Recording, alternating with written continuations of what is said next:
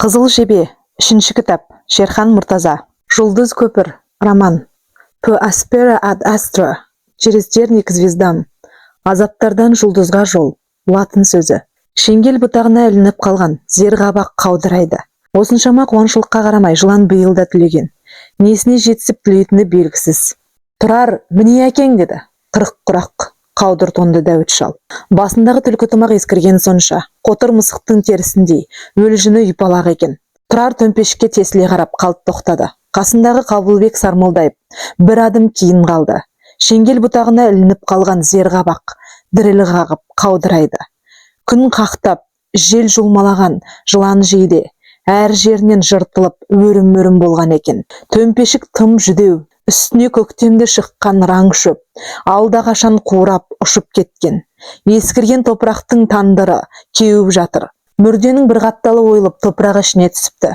Талай тас қапастың бүйірін жан таласа опырып қашып шыққан қайран Рысқұл бұл ақырет түрмені де тесіп шықпақ болған сияқты. Жамау тонды Дәуіт пен оның қасындағы ойығыстылар Тұрардың мына жыртық мүрдеге соншалықты қадала қарағанынан қысылып, өздерінше ақталмақ. Аласапыран заман болды, зиратты күте алмадық. Тұрар оларға түнере қарап, шынынан көкемдікі ме? Басқа біреудікімен шатастырып алған жоқсыздар ма? Белгі қойылмапты ғой, деді. О не дегенің жиеншар, деп Дәуіт қалбалақтап қалды. Рысқұл жиеннің жатқан жерін ұмытып не көрініпті бізге? Батырды өзіміз-ақ жауып, арулап, осы араға жайғастырғанбыз. Сүйегіне мен өзім түстім. Апырай, Тұрар, саған өтірік маған шын. Денесінде сау жер жоқ жарықтықтың.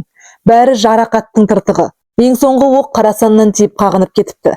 Ақыры сол мерке маңда тиген оқ түбіне жетті есілердің. Осыны айтып Тұрардың түп нағашысы мүрденің арғы басына барып, қатқан топырақты саусақтармен тырмалап жатып, тот басқан бір темірді ырғып-ырғып суырып алды. Міне белгісі. Апырай, мұным қандай ақыл болған. Бұл болмаса маған сенбейтін түрің бар ғой, Тұрар. Міне қанжары, басына әдейі қойғам. Бұл қанжарды өзі көз жұмғанша қолынан шығармай жатты. Кісеннен соқтырғам. Сібірден қашқанда кісенімді сындырып, содан соққан қанжарым деп жатушы еді, жарықтық. Әкел мына жаққа іліп қояйын десем, жоқ, жау келіп қалады деп бермейтін. Тұрар топырақ тұтқан тот қанжарды Дәуіт шалдың қолынан абайлап алып, ақырын ғана ерін тегізді. Бүлдіргендей қызыл ерінмен бармақтай қара мұртқа бірер түйір сұр топырақ шабысып қалды. Бұл көкесімен көріскені еді. Көкесінің көзін көрген, тірісінде серігі болған қанжарды қасиет тұтып, пәруана мұсылманның Құран сүйгеніндей құрмет көрсеткені еді. Қанжарды енді Тұрардың қолынан Қабылбек алып, сағанағынан салмақтап тұрып, ойпыр-ау, ауыр ғой деді. Ауыр Қабылбек шырағым, деп Дәуіт шал сөз тамызығын тұтатты. Біздің Рысқұл жиен осы зілмауыр темірді 10 жыл аяғына салып жүрген. 10 жыл және одан қанжар соқтырған. Қалай дегені қатқыл шықты. Қабылбек рас дей берді. Мына Тұрар екеуміз бала кезден меркеде бір оқыдық ақсақал. Сонда Тұрар мұғалімнен ұдайы Сахалин, Сібір туралы сұраушы еді. Біз онысын түсінбейтінбіз. Сөйтсек осындай сыр бар екен ғой. Сыр бар. Қалай? Деп Дәуіт тағы шаңқ ете қалды. Онан соң алысқа, Алатау жаққа көзін сығырайта қарады. Марқұм үзілердің алдында жанталасып, мылтығым қайда, қанжарым қайда, келіп қалды, деп жан-жағын жасқалап, жалын өрттің ішінде қалғандай арпалысты. Бір сәт талмаусырап кетіп сыбырлады. Нағашы, Ақсу жабағалы дей берді. Сәлден соң, мені Ақсу жабағалыға апарып жерле, деп жаутаңдады. Көзіндегі жалыныштан жаным шыр-шыр еткендей болды. Ол тілегін орындай алмадым. Балапан басымен, тұрымтай түсімен дегендей, шаманың келгені осы болды, Тұрар. Жамау тонды Дәуіт шал бүк түсіп жатқан бүйірі тесік төмпешікке мұңая қарады. Ақсу жабағалыда Рысқұлдың несі қалды? Неге сонша бір жетуге зар болды? Ақырет мекенінен неге сонша Ақсу жабағалыны қалады? Ақырғы арманы екен, ода орындалмай қалған-ау сонда.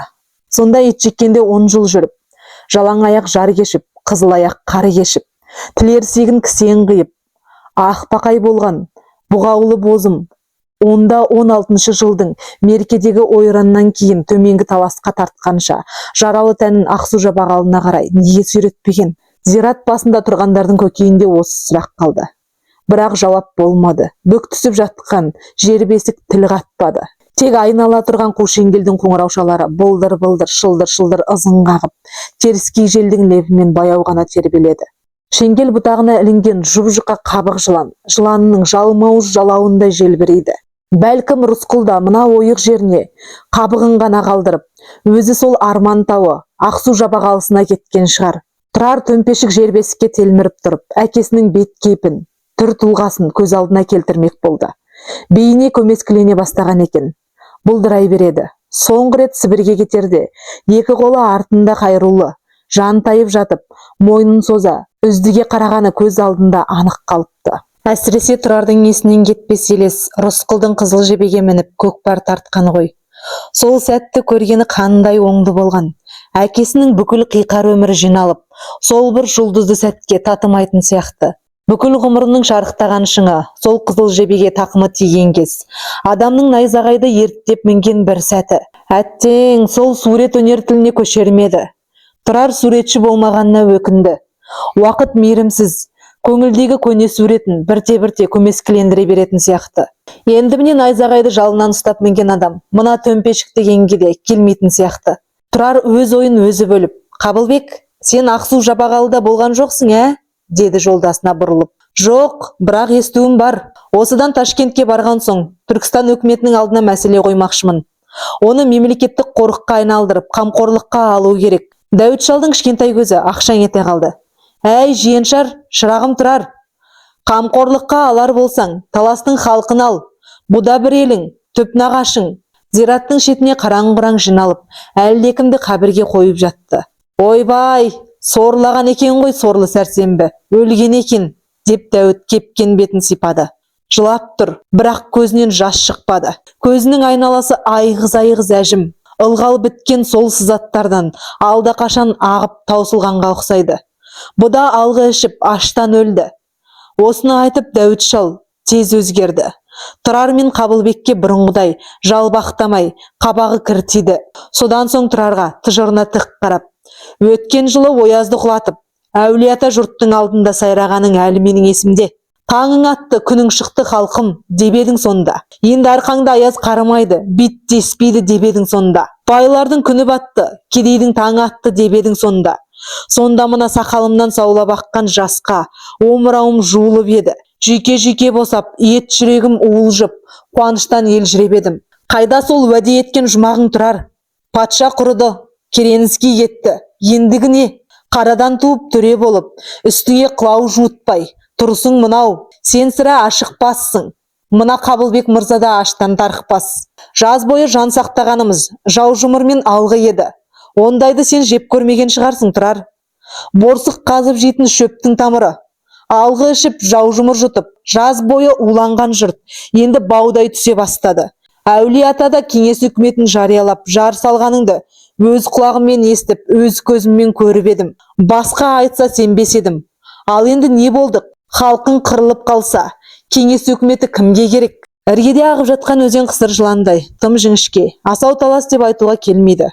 Жағадағы селдір қамыс тозған тақияның үйпалақ өкісіндей реңсіз. Әуесінде қарлығаш қалықтамаған, қамысында қырғауыл пырылдамаған, жыңғылдан қоян қашпай қалған, сұңқиған дала. Бедеу аспан шаңытады, шеңгел бұтағында жыланның кебенек терісі қаудырайды. Қала басында аштарға арнап асханалар аштырдық. Айбар сияқты аузы алты қарыс, тарпаң байлардың қос құлағын басып, шыңғыртып тұрып, артық астығын қазынаға құйып, кем бағалға үлестірдік. Әулиеата аштарды асырайды екен деген естіп, жоқ жұтаң, ел-елден қалаға қарай ағылды. Соны аңғарып, комиссар болыстарға тапсырма айттық. Байлардың мал мүлкінен кедейлерге қарайласу туралы пәрмен берілді. Бірақ кеңестің жауы астыртын қастандыққа көшіп, байдың малын алудың орнына кедейдің жалғыз тұяғын тартып әкеткені мәлім болды. Әулиеата уезінің ендігі басшысы мына Қабылбек Сармолдаев. Мен асығыс Ташкент аттанып бара жатырмын. Бүкіл Түркістанға аштықпен күрестің төтенше комиссары болып тағайындалдым. Жалғыз талас емес, бүкіл байтақ Түркістанның мехнаткер комиссары болып тұрмын. Мына көкемнің қабірінің басында ант етемін. Халықты аштықтан, апаттан алып қалу үшін жан аямаймын.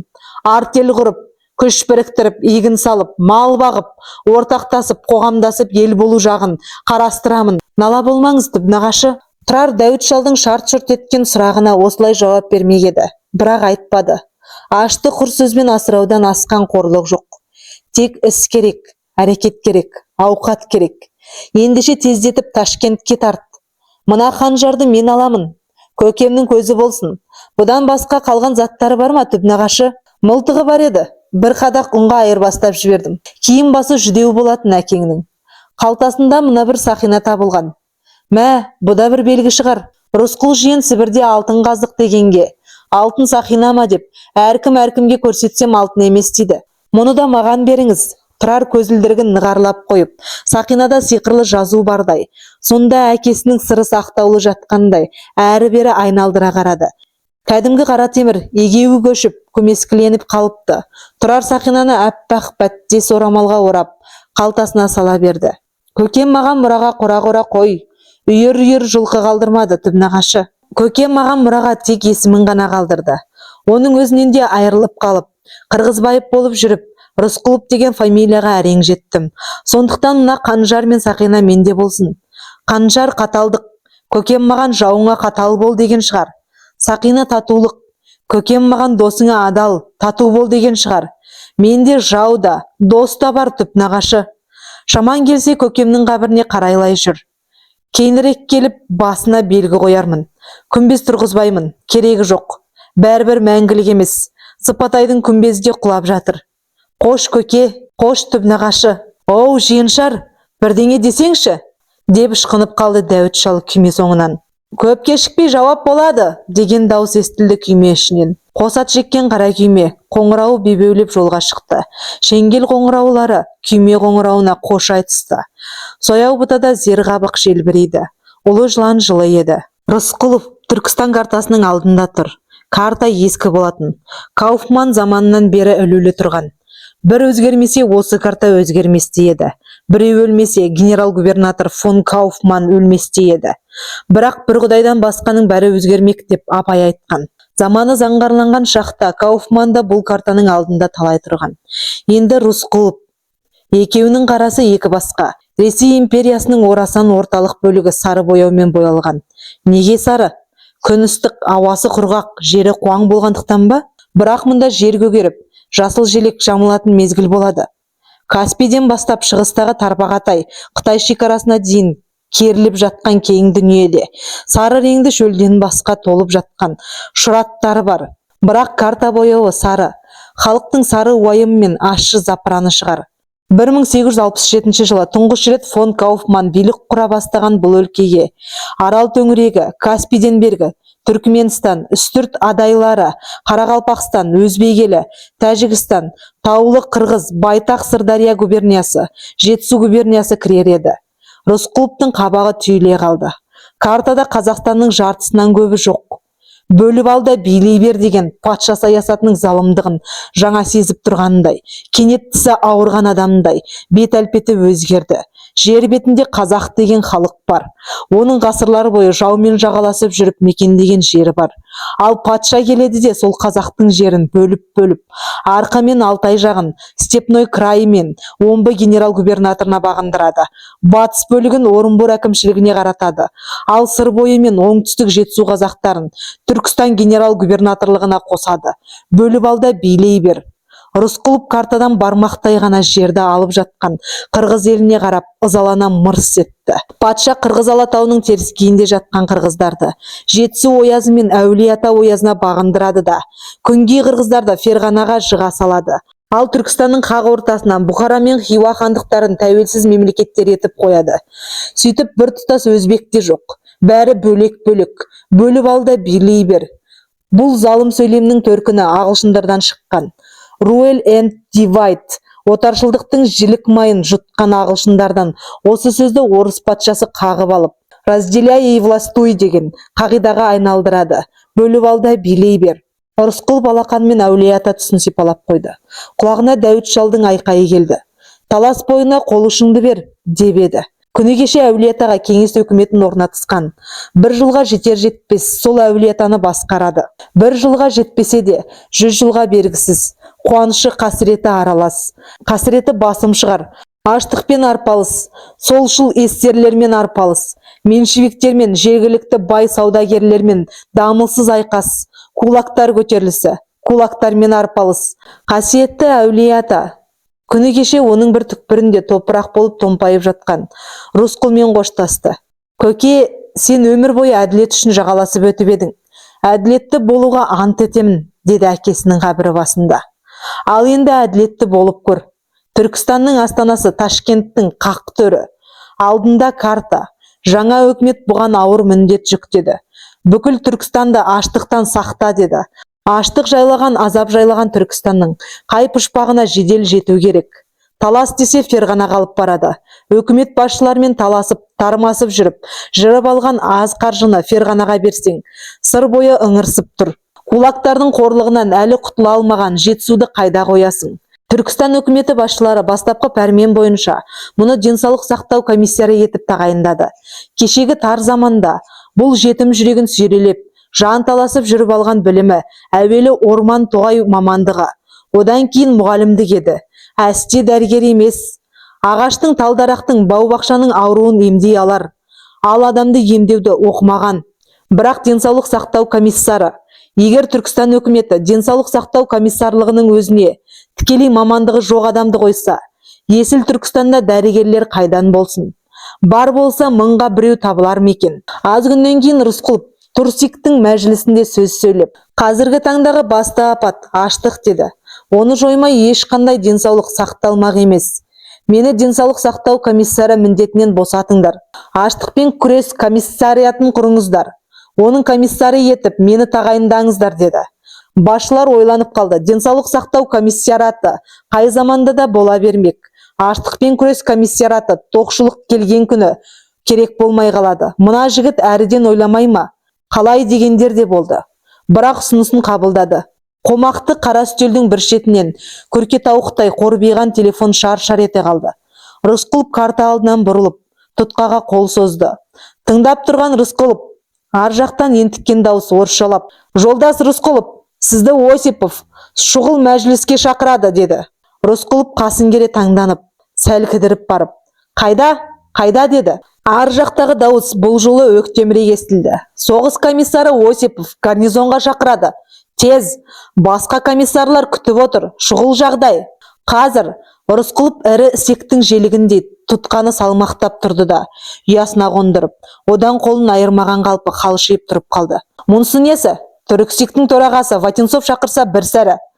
Түрксов нарком төрағасы Фигельский шақырса бір сәрі. Ал комиссарды комиссар өзіне бұйырып шақыра ма екен?" Көңіліне күдік кірді. Сан сапалақ ойлар жан жағынан қамалап келіп тұрып қалды. Әлде Каспий майданында қатты өзгеріс болып, жау Ташкентке таяп қалды ма?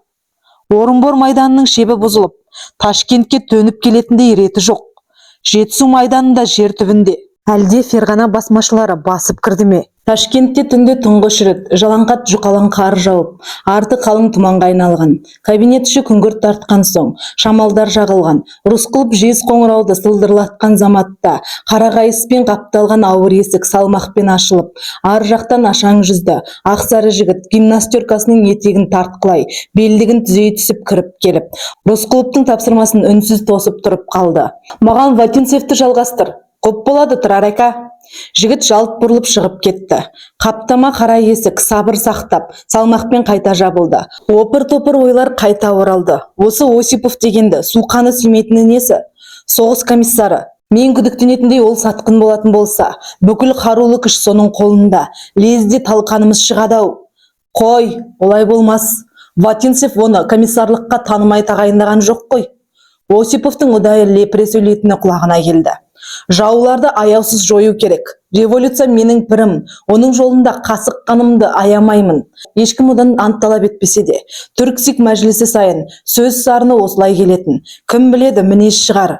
Жуан қайыс белдігін тағы да қыналай түзете, көмекші жігіт қайта кірді. Рысқұлов оның белдікпен алыса бергенін бұрын байқасады. Бұл жолы шала құрсақ-ау байғұс деп ойлады. Ватинцев жауап бермейді, тұрар ака. Бұл қалай болды дегенде Рысқұлов енді өз телефонына қол созды. Түйетауық телефонның құлағын бұрап Фигельскийді сұрады. Фигельский орында жоқ болып шықты.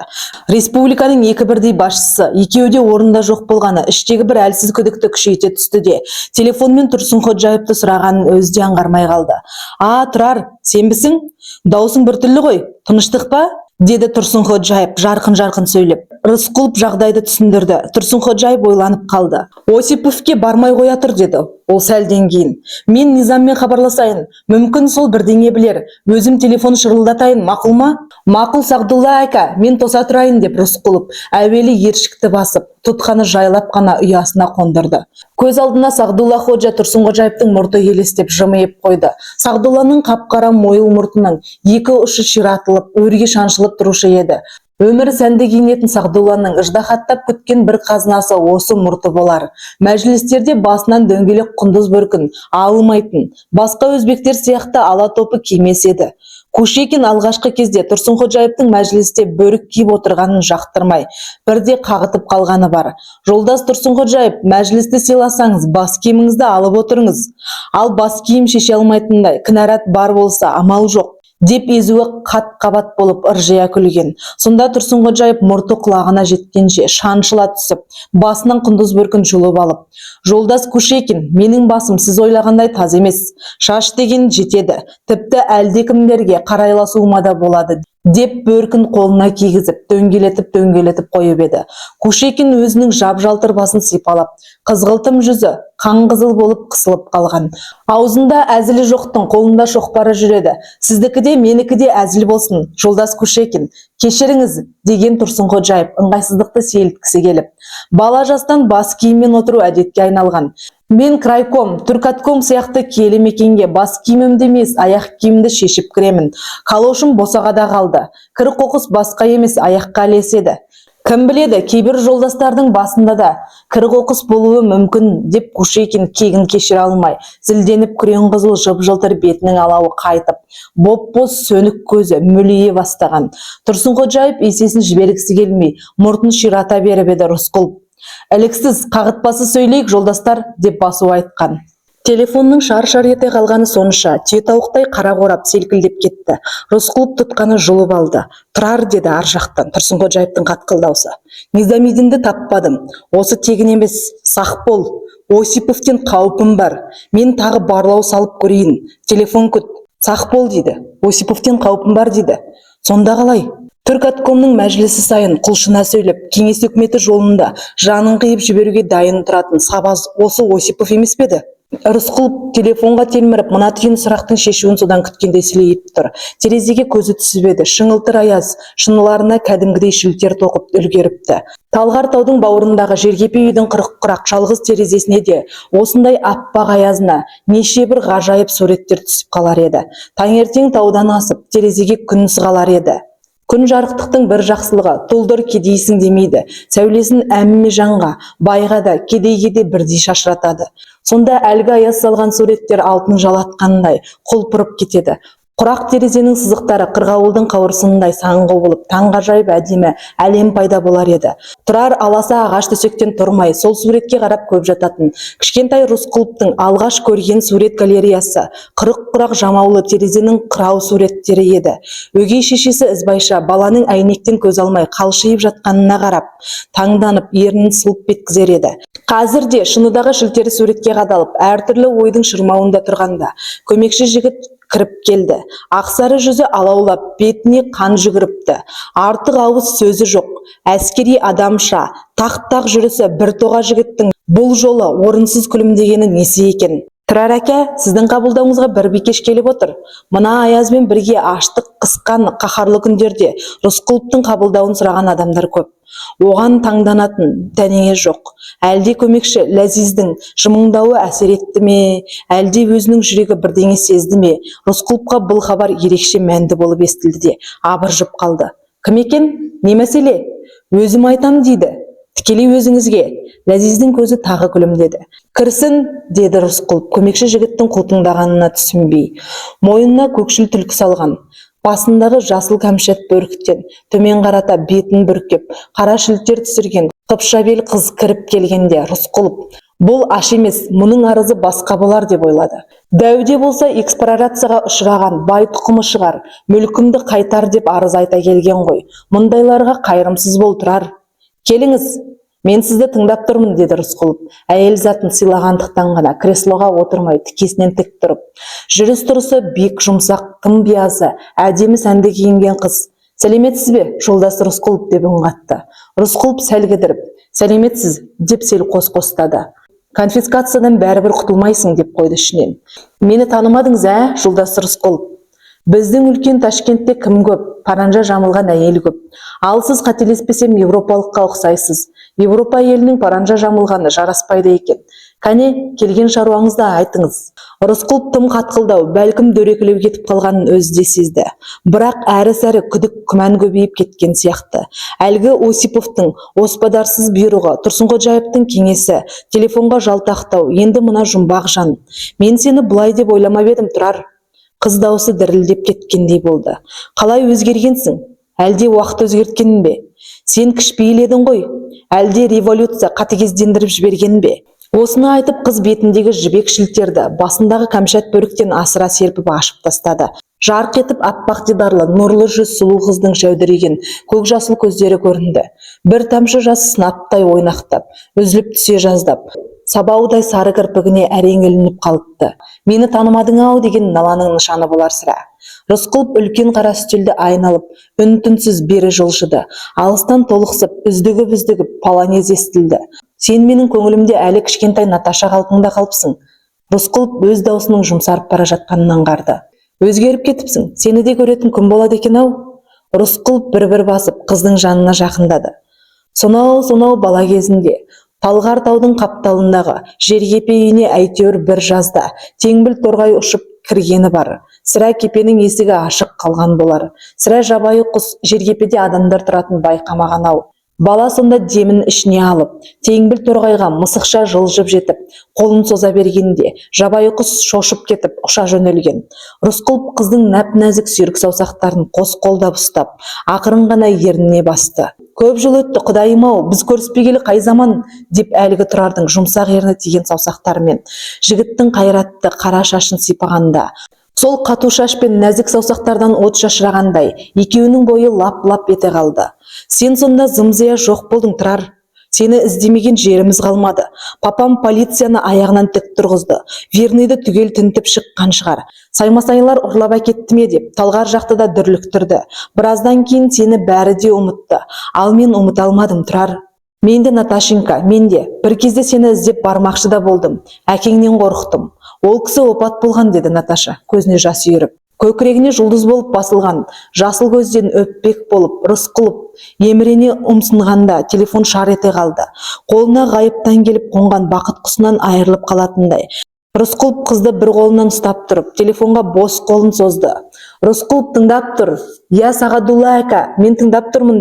Не дейді? Көтеріліс? Қандай бұнт? Осипов? Қызды тұтып тұрған қолы еріксіз тұтқаның екінші басына жармасты. Өзінің қолын босатып салғанын қызда жаманға жорды. Рысқұловтың түрі лезде өзгеріп, сұрапыл түстеніп кеткенін аңғарып, жап-жаңа ғана мінезі майдай, толықсыған айдай биязы адамның кенет шиыршық ата қалғаннан секем алды. Ауда атаңнан нәлет, сатқын-ай, мен қазір жетемін. Жолдас Тұрсынходжаев, Низамидинді тап, станцияға жиналайық. Темір жол жұмысшыларын, ескі Ташкент тұрғындарын көтеруге кісілер жібер. Мен қазір. Рысқұлов дәу-қара үстелдің тартпасын сілке тартып, сұп-сұр суық маузерді суырып алып, жан қалтасына сала салды. Босағаның оң жақ бұрышында темір бақанға ілулі тұрған қарағайыс пальтосын асығыс киемін деп, екінші жеңіне қолын сұға алмай, қайта шешіп қайта киді. Кешір, Наташа, көріп тұрсың ғой, жағдай қиын. Құдайым-ау, не деген қатыбас уақыт, жылдар бойы зарығып көргенде бір ауыз сөзге келтірмеген не деген сұмдық. Соғысқа бара жатсың, енді қайтып көрісуіміз де екіталай ғой. Тым болмаса қайдан келдің, хәлің қалай деп те сұрамадың-ау, Тұрар. Қыз дәл есіктің көзіне тұрып алып, Рысқұловтың жолын кесті. Әлгі алау сезім, заңғар дүние, бір сәттік керемет кеңшіл кенет тарылып, су сепкендей айнала қарауыта бастады. Рысқұлов қызды ренжітпеуге тырысып, иығынан құшып, абайлап қана жолдан ысырып, есіктің жез тұтқасына қол созды. Біз жолығамыз, Наташа. Кең мол отырып армансыз әңгімелесеміз. Мына оңбаған Осиповтың ойранын көрмейсің бе? Ал қош, көріскенше. Рысқұловпен бірге ауыз үйге Наташа да шықты. Көмекші Ләзиздің миығындағы күлкі лезде лып етіп өшіп, комиссардың әмірін күтіп қалшиды да қалды. Қаруың қайда? Жүр соңымнан. Рысқұлов сыртқы есіктен атырыла шығып бара жатып, артына бұрылып үлгерді. Наташа қара шілтерді бетіне қайтадан түсіріп, көгілдір түлкіні мойнына қымтай орап алған екен. Түнек бұлт бүркеніп алған ай сияқты, жаңа ғана жарқырап тұрып, лезде шілтер тұтқаны Рысқұловтың жүрегін жарымдап жібергендей болды. Бірақ аялдауға мұрша жоқ еді. Бұл сағынышта адамның сүйкімді сүйрік саусақтарын сипалап тұрғанда, ту сыртында алай-дүлей айқас басталып кетіпті. Рысқұлов мәрмәр баспалдақтан секіре түсіп бара жатып, адресінде сұрап алмадым-ау деп қынжылды. Осы Ташкентте тұра ма, әлде Алматыдан келді ме? Мені неге іздеген? Шынынан ұмытпағаны ма? Іле-шала тағы бір ой. Станция басына қалай жетеміз? Қалай топтасамыз? Қару қайда? Атаңнан нәлет, Осипов. Қарудың бәрі сонда деп келіп келікті. Лезде қап Наташаға бір ауыз жылы сөз айта алмадым-ау. Ол кіріп келгенде тым сіресіп, сыздана қалғаным нем? Ұят-ай деді. Іле-шала Сағдулла мен Низамидин ескі Ташкент қауымын көтерсе, станциядан жұмысшыларды көтерсек, атаңнан нәлет Осипов, ойқастарсың әлі деп кіжінді. Лезде жаңағы Наташа қаңғыған оққа кезікпесе не қылсын? Маған қатты ренжіп қалды-ау сірә, жөндеп қоштаса да алмай шықтым-ау.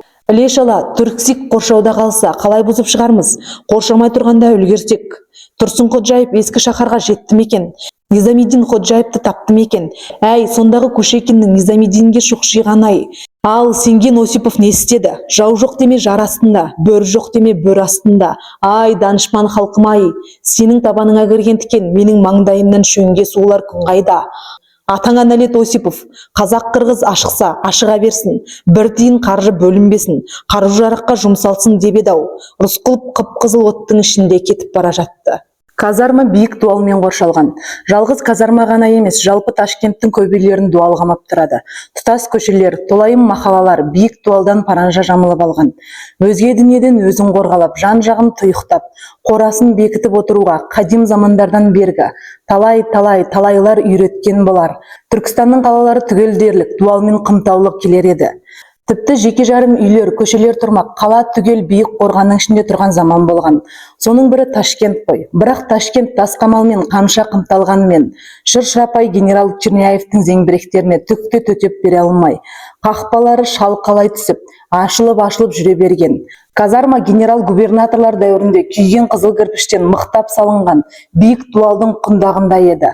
Соғыс комиссары Осипов қарауындағы Ташкент гарнизоны осы казармаға орналасқан. Қаңтар айының қысқы күні күңгірт тартқанда комиссар Осипов Түркістан басшыларының орнынан табылғандарын түгел казармаға дабылдата шақырады. Ойбай, жау келіп қалды, ақылдасайық. Әскер дайындығын көзбен көріңіздер. Жауынгерлерге сәт сапар тілеп, жігер беріңіздер деп сендіреді. Түркістанды жау қоршап тұрғаны рас. Оны дұшпаннан қорғағаннан артық қандай парыз бар? Комиссарлар шұғыл шаруаларын тастай салып, салып ұрып казармаға жетеді. Жетеді де екі омырауында екі қызыл жұлдыз бар. Жасыл қақпа екі жаққа алшайып ашыла бергенде, алғаш кірген күйменің ішінде Ватинцов пен Фигельский бар еді. Жол рәсіммен күймеден бірінші болып Ватинцов түсті. Әуелі Алагеум ауланың ішін барлады. Оның ойынша плас алаңда қазір әскерлер тізіліп тұруы керек еді. Соғысқа аттануға сақадай сай тұруы керек еді. Ватинцев сол сап алдында сөз сөйлемек болған, айтар сөзін жол жөнекей асығыс жұптап келе жатқан. Қызылқырандар деп бастамақшы еді. Кеңестік Түркістанның басына қауіп төнді, қара бұлт үйірілді. Сол бұлтты түріп тастап, жарқыраған күннің көзін аршитын сендерсіңдер. Қатерлі қорқауларды аяусыз соғыңдар. Жеңіс жолында, пролетариат ісі жолында қасық қан аямаңдар. Кеңес өкіметінің Түркістандағы туы сендердің қолдарыңда. Сол туды жығып алмаңдар. Сәт сапар. Республика президенті осылай демекші еді. Бірақ сап түзеген қырандар көрінбейді. Тұнжыр-тұқыш екі адам үн-түнсіз келді де, келеңсіз қылық көрсетіп, мұның екі қолын лезде артына қайырып, кісен салып тастады. Қалтасындағы қаруын суырып алды. Ауланың арғы түкпіріне ала жөнелді. Ауыз ашып, ау, бұларың не деуге мұрша келтірген жоқ. Фигельский де Ватинцевтің кебін киді. Бұдан соң бірінен кейін бірі тағы да 12 комиссар келеді.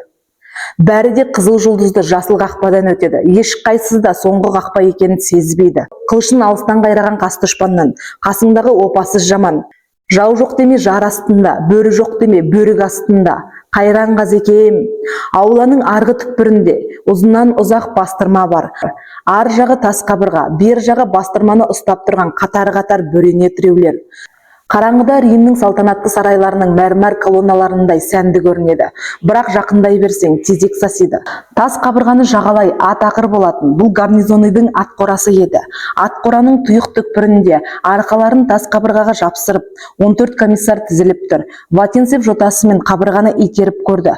Жауырына үшкір тас қадалды. Жотамен itергенге қабырға құламас. Тас дуал қазір Осиповтай қатал, қатыгез. Опасыз сатқын Осипов, енді не күтіп тұрсың? Істер сойқаныңды істемейсің бе? Деп айқай салды 14-тің ішінен біреуі. Күтірлетіп кеурек жоңышқа жеп тұрған аттар ащы айқайдан осқырынып бастарын ақырдан көтеріп алды. Асықпа, Фоменко, деді сидаң бойлы сұлу сымбатты Осипов, екі қолын артына ұстап, ары-бері аршындай жүріп. Қайда асығасың? Бәрібір кешіктің. Чықы, сені Чықыға бастық етіп қойған қайран кеңес үкіметі. Көрдіңдер ғой, кеңес үкіметінің қопал екенін. Енді басқа үкімет, нағыз үкімет болады. Бірақ оны сендер көре алмайсыңдар. Приходько, қайда қалғандары? Қашан күтеміз? Деп Осипов бағанаға ілулі тұрған фонар жарығына қолын созды. Сағатына қарады. Рысқұлов пен Тұрсынходжаев, тағы әлгі кім еді? Низамходжаев келмей жатыр. Рысқұлов дегенде азық-түлік комиссары Першин еңсесін көтеріп қозғалақтап қалды. Қартаң тарта бастаған ақ самайлы комиссардың құлағына ызыңдап, алыстан талып, алло, Әулие-Атадан сөйлеп тұрған большевик Рысқұлов, уақытша өкімет Ташкентпен телеграф қатынасын үзіп тастады. Теміржол телеграфымен әрең жалғасып тұрмын. Ташкентте не болып жатыр? Бейхабармыз. Қандай бағыт бересіздер? Мен Рысқұлов. Сонда Першин, жолдас Рысқұлов, Ташкентте уақытша үкімет құлады, кеңес үкіметі орнады. Әулие-Атада да үкіметті өз қолдарыңызға алыңыздар деп еді. Демек Рысқұлов та Осипов қазған орға құламақшы екен ғой. Аштықпен күрес комиссары Рысқұлов қызмет бабымен әсіресе Першинмен көп ұшырасар еді. Азық-түлік комиссары Першиннің қамбасы астыққа сіресіп тұрмаған.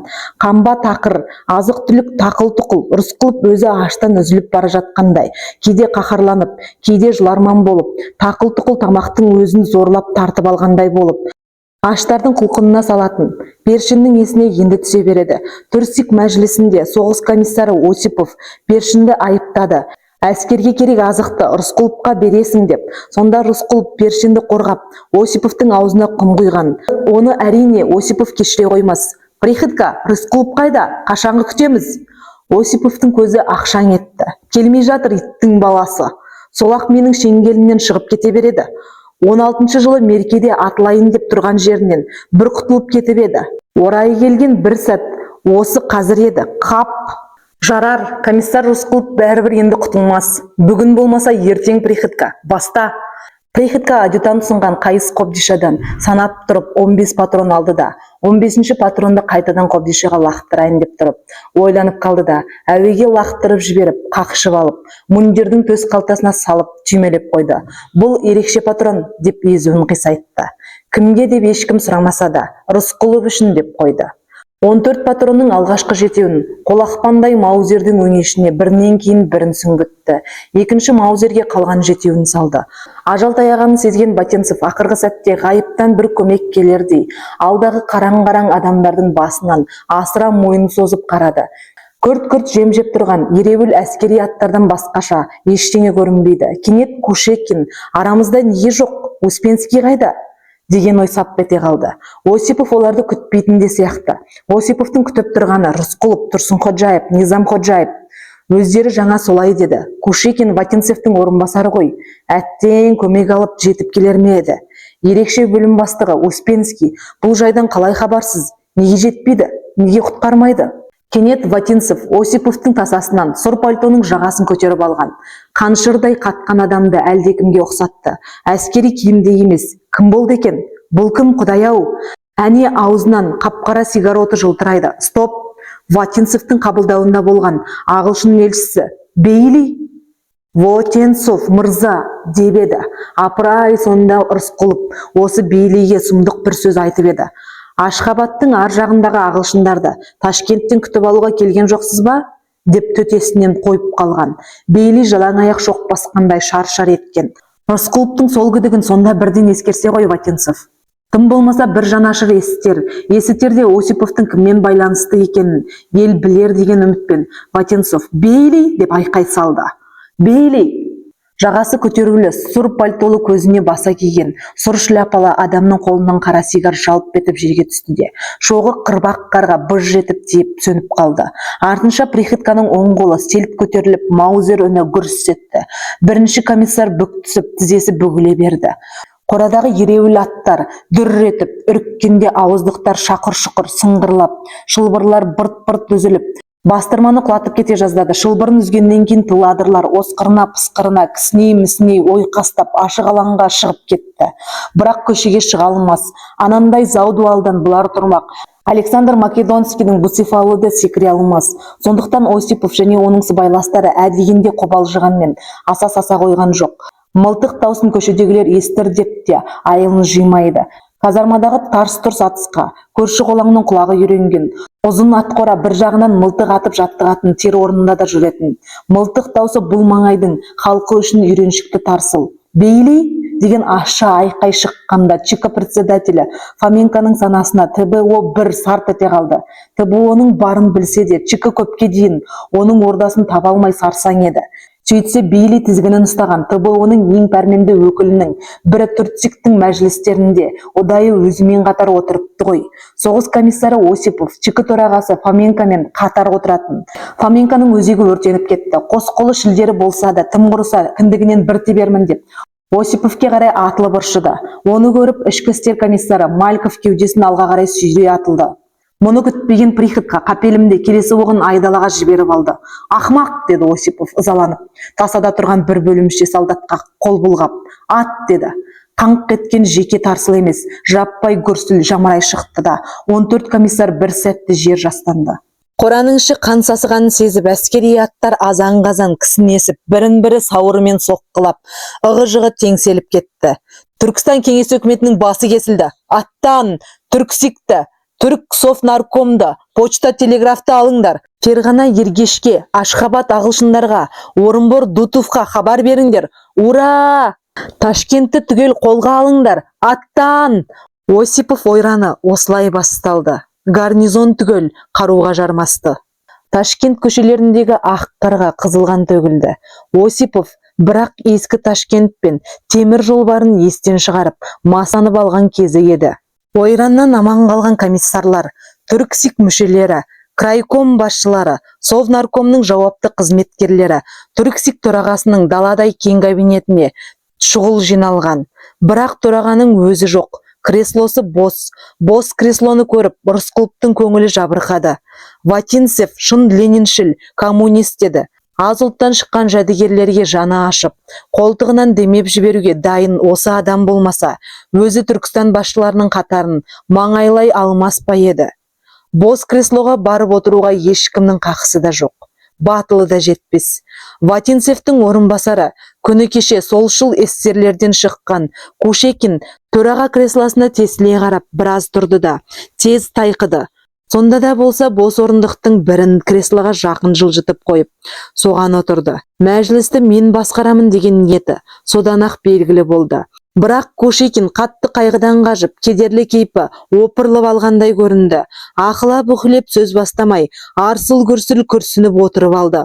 Басқалары соның аузын бағып, тыпырши бастады. Кушекин болса қос қолмен бетін басып алып, жап-жалтыр жұмыртқа басын тақыртып, төмен қарап отыр. Қылпықсыз сопақ басының терісі қызғылтым. Түркістан басшыларының арасына молда да кіріп кеткен сияқты. Низамиддин Ходжаев басын әппақ мәрлімен шандып алған. Низамиддин әрине молда емес. Әлгі Осиповпен қиян-кескі ұрыста шекесін оқ жырып кеткен. Әлі де тататын дәм тұзы, көретін жарық сәулесі бар екен. Әйтпесе оқ сәл батарыңқыраса, ол да құрбан болғандардың тізімінде тұратын еді. Жарақаты сыздады ма, әлде мына үнсіздік азабы, шыдабын тауысты ма, әйтеуір Низамиддиннің шықшыты бұлтылдап кетті. Салбыраңқы мұрты жыбырлағандай болды да, қарама-қарсы отырған Рысқұловқа егін көтеріп сөйле дегенде ишарат білдірді. Рысқұлов жан-жағына қарап еді, өзіне қадалған көп көздермен ұшырасты. Низамиддиннің ұсынысын олар да іштей құптаған сияқты. Басшының алдын орап, ықыластың соңында қаларын. Кушекин мұны қырына аларын біле тұра, көп қалауына қарсы келмей, қос қолымен ұзын үстелдің кенерін тірей, орындығын әдейі сықырлата түрегелді. Қимылсыз отырған адамдар арқаларынан ауыр жүк түскендей қозғалақтай басталды. Кушекин басын көтеріп, Рысқұловқа түйме көкшіл көздерін қаһарлана қадап, бұл не дегендей пішінде қалды. Мәжілісті өзі ашуы керек еді, бірақ енді кешіккенін сезіп, іші бауыры шоқ түскендей қызып ала жөнелді. Рысқұлов, шошаңдамай отыр, деп жекіп тастақсы келді. Бірақ бұл сөздерді үнсіз айтты. Сондықтан да боржыңқыраған қызыл беттегі бұршақтай қара сүйеліне дейін қызарып кетті. Ұйықтап жатып бастырылғанда адам түсінде ышқына айқайлайды, бірақ үні шықпай қалады. Бір сәтке Кушекинді дәл сондай хал кешті. Әлгі сөздерді дауыстап айта алмайтынына өкінді. Өйткені мына жас комиссар да өзі сияқты президиум мүшесі дәрменсіздік долы ашуға айналды да, сол ашуына өзі булығып отыра берді. Мұның мұндай боларын білгенімде, о баста тұншықтырып тастар едім-ау деп өкінді. Марқұм Вотинцев болды. Мұны әулиетадан алдырған, комиссар тағайындатқан сол, дегенде ақ лапылдап келді. Енді өшіре алмайсың. Алдын орай берейін десең, арыны қатты, асау аттай қағып кетеді. Сөзден жеңілмейді, ойдан кемде емес. Қайта түрксик мәжілістеріндегі көп айтыста мені иықтап кете береді. Жабайы киргизға мұндайдарын қайдан біткен? Жолдастар, деп Рысқұлов Кушекиннің кіжіншек ойын бөліп жіберді. Рысқұлов қанша сабырлы болса да, алғашқы сөзі дірілдеңкіреп естілді, бірақ келесі сөздері мүлтіксіз, мүдіріссіз шықты. Түркістан революциясы айтып болмас ауыр қазаға ұшырады. Тап жаулары біздің ең табанды жолдастарымызды опат қылды. Опасыз Осипов алдап қолға түсіріп, 14 комиссарды атып жіберді. Түрксик төрағасы Вотинцев, Түрксовнарком төрағасы Фигельский, Ташкеңес төрағасы Шумилев, Ташкеңес райысының орынбасары Финкельштейн, азық-түлік комиссары Першин, еңбек комиссары Каучуринер, ішкі істер комиссары Мальков, ЧК төрағасы Фоменко, жол қатынас комиссары Дубийский, төтенше әскери сот төрағасы Червяков, редактор Тройский, партиялық жасақ төрағасы Шпельков, Таш исполком мүшесі Гордиев, Ташкент еңбек комиссары Лугин. Орындарыңыздан тұрыңыздар, жолдастар. Опасыз жау қолынан опат болған, қарулас, идеялас, армандас достарымыздың рухын құрметпен еске алайық. Орындықтар сықырлайды. Бұл сықыр азалы оркестр сияқты. Бәрі де тікелерінен тік тұрып, үнсіз қалған. Бір минут мәңгілікке ұласқандай көп заман өтті. Осы сәл сәт ішінде бәрі де зілмауыр, ауыр ойлар ауыртпалығын зарыға көтеріп тұрған. Кушекиннің тізесі дірілдей бастады. Тіпті құлап кететіндей үрей биледі. Өзінің қозғалақтай бергенін ақтамақ болып, қалтасынан орамалын алып, ақ кірпік көк түйме көздерін сүртеді. Орамалды қалтасына қайта салмақ болады. Дірілдеген қолы қалтаның аузын бірден таппай, өз бөкесін сипалап барып, еріксіз креслоның арқалығынан ұстай алады. Рысқұлов Низамиддин Ходжаевтың шықшыты бұлтылдағанын көреді. Оның жанындағы Сағадулла Тұрсынходжаевтың мұрты өрге шаншылған. Міз бақпайды. Бетінің бір тамыры да бүлк кетпейді. Осылайша бір сағат тұра беруге пейіл. Отырыңыздар. Орындықтар тағы да сықырлайды. Кушекин бір канар құмғылағандай сылқ етіп отыра кетеді. Ал біз жауды жеңдік, деген Рысқұловтың сабырлы даусы құлағына келеді. Мынау тағы сөйледі-ау деп тыржияды. Осипов жаралған шықтай, қаңсылап қашып кетті, дейді Рысқұлов, аспай-саспай. Осының өзі төраға болғысы келгеннен сау ма? Деген күдік Кушекинді жегідей жей бастады. Тірілердің тіршілігі бар, дейді Рысқұлов. Революция тұншыққан жоқ. Алдағы күнді ойлап, іске кірісейік. Мәжілістің ендігі тізгіні өзіңізде, жолдас Кушекин. Еңсеңізді көтеріңіз.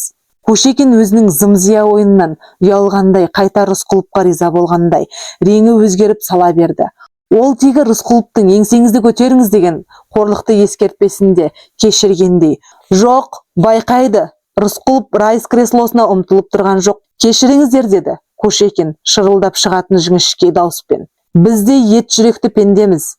Әрі қалтасына салып үлгермей, уысына мыжып ұстап тұрған орамалмен көзін және сүртті. Революция қанша қаталдық талап еткенмен, қайғы қатты, қайғы орасан. Шынын айтсам, есеңгіреп қалғанымыз рас. Коммунист Осипов опасыз деген кімнің ойында бар? Осипов деген сөздің тұсында коммунист деген сөзді тіркемей сөйлегеніңіз дұрыс деп қалды Рысқұлов. Кушекиннің Рысқұловқа деген әлгі бір сезімі лезде өшті. Дегенмен Осипов коммунистер партиясының мүшесі болып жүргенін жасыруға болмайды ғой, деп Кушекиннің үні тым шырылдап шықты. Сол себепті де бұған бүкіл Түркістан әскери күштерін сеніп тапсырып қойған жоқпыз ба? Марқұм болған адам туралы пікір айту қиын, бірақ марқұм Вотинцев Осиповке қатты сенді. Тұрсынходжаев мұртының ұшын шиыршықтап қойды. Оған жалғыз Вотинцев емес, бәріміз кінәліміз. ЧК, оның бастығы марқұм Фоменко, Турксик төрағасының орынбасары сіз жолдас Кушекин, ерекше бөлім бастығы сіз жолдас Успенский. Бәріміз жаңа ғана қанды майдан, соғыстан шыққан адамдардың жай-күйін Рысқұлов түсініп отыр. Бәрінің жүйкесі жүндей түтілген. Өмір мен өлім бетпе-бет келген сәттен аман шыққан комиссарлар әңгімені бірден зәру мәселеге тірей алмай, қажаса берген жақсылық емес. Қазіргі жағдай кикілжіңді көтермейді, деді орнынан тұрмастан. Дереу әрекет жоспарын жасайық.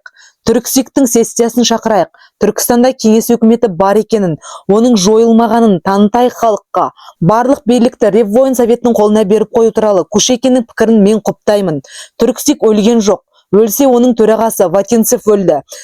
Түрксовнарком өлген жоқ. Өлсе оның төрағасы Фигельский өлді. Ал олар қаза болды деп Түрксик пен Түрксовнаркомды қоса жерлей алмаймыз. СИК пен Совнарком біздің ұлы революцияның жемісі және символы. Түркістанда кеңес өкіметі орнаған, ол құлаған жоқ. Ал Реввоин Совет кеңес өкіметін жоққа шығармауы керек. Реввоин Совет құрыла берсін, бірақ кеңес өкіметінің өкілеттігін алмасын. Онда халық мұны қате түсінеді. Кушекиннің ұрты салбырай бастады. Жалпақ иегімен қосарланған әукесі тершіп, жылт-жылт етеді. Өзімен ниеттес деген комиссарларды тұқшиып отырып, көзінің болар-болмас қиығымен бір-бір шолып өтті. Солшыл эсер Успенский қопаңдап қойды. Қалың жерен мұрты дүрдиіңкіреп тұр екен. Успенский мұны жалғыз қалдырмас. Оның оң жағын ала отырған Успенскийдің қасында баладай болып көрінетін Нәзір Төреқұловтың қушық арық иығы қиқаң еткендей болды. Бұл қанына тартатын шығар. Бірақ Рысқұловқа қарсы қойдың амалын тапса, ол оңай жау емес. Айтса айтқандай, Успенский жөткірініп алып, дәл қазір тек қана Реввоин Совет деп бірақ кесті. Бізге түскен ауыртпалық орталыққа, Мәскеуге түспей тұрмай екен? Рысқұловтың сөзі сақпан атылғанындай, еш жидырмай сарт ете қалды. Ал орталықты Реввоин Совет басқарып отырған жоқ қой.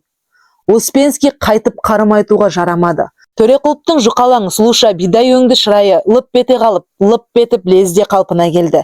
Екеуінен де көңілі қалғандай болған Кушекин Рысқұловқа өлердей ызаланып, іші бауырына тотияйын сепкендей тызылдап кетті. Осы Рысқұловтың қалай комиссар болғанын есіне түсірді. Әуелі бұл әулие-ата уездік кеңесінің төрағасы еді. Уездік кеңестер төрағаларының Ташкентте өткізілген алғашқы жиналысында Рысқұлов Түркістан көлемінде жарқ етіп көзге түсті. Ақылына, шешендігіне, біліміне тәнті болған Вотинцев пен Фигельский Рысқұловты денсаулық сақтау комиссары етіп тағайындады. Түрксиктің көп ұзамай келесі мәжілісінде Рысқұлов денсаулық сақтау комиссары міндетінен босату туралы арыз берді. Басшылар бұған түсінбей аң-таң болып отырғанда, Рысқұлов тағы бір қағаз ұсынды.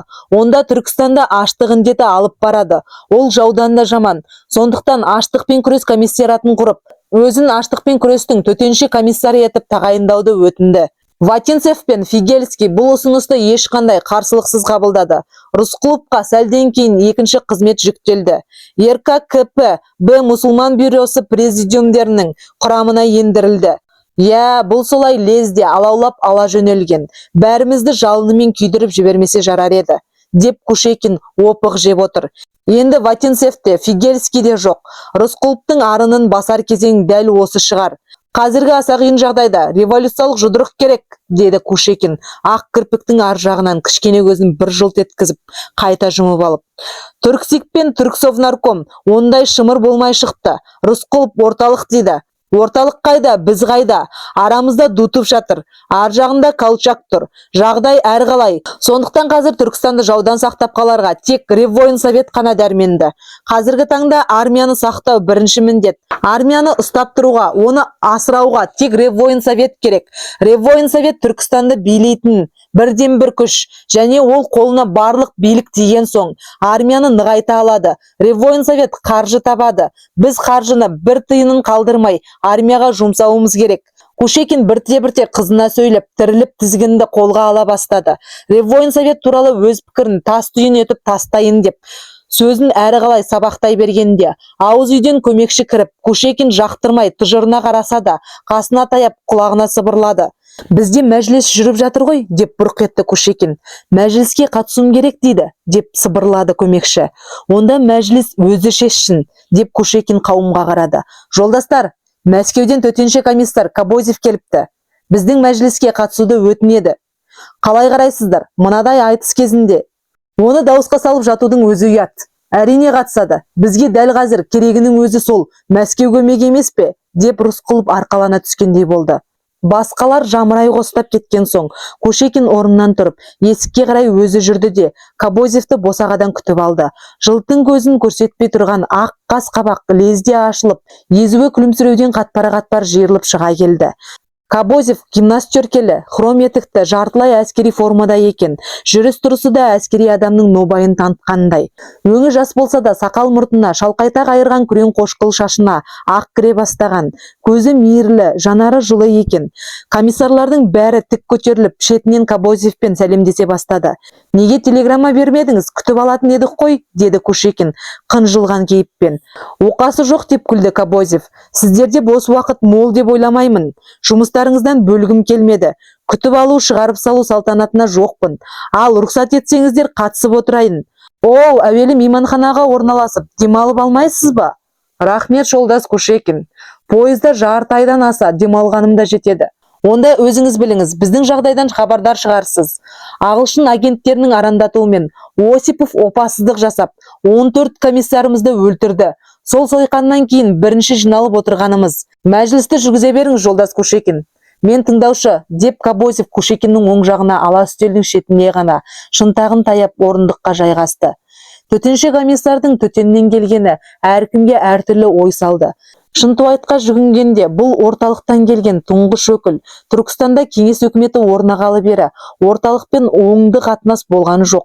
Орынбор тығыны деген майдан Түркістанды Ресейден бөліп тастады да, байланыс тек радиограмма арқылы ғана жүріп тұрған. Енді міне Лениннің мандатымен арып ашып майдан шебінен әрең өтіп тұңғыш төтенше комиссардың келген беті, бұрқ-сарқ қайнап жатқан, алаулаған Түркістанның жалынына тап болған Кобозевтен жұрттың күтері де көп болатын. Бұл мәжілісте өкімет құрылымы сөз болып отыр, деді Кушекин Кобозевке, жиналыс мәнісін түсіндіріп. Мен және Успенский жолдас, тағы біршама жолдастар, ұсыныс қойып отырмыз. Өкімет билігі Реввоенсоветке берілуі керек. Түрксик, Түрксовнарком бүгінгі таңда Түркістанды уысында ұстап тұруға дәрменсіз. Оған басқа жолдастар қалай қарайды? Деп Кобозев шашын қайырып қойып, кабинетте отырғандарға жағалай жайдарман көз тастап өтті. Біршама уақыт үнсіздік басты.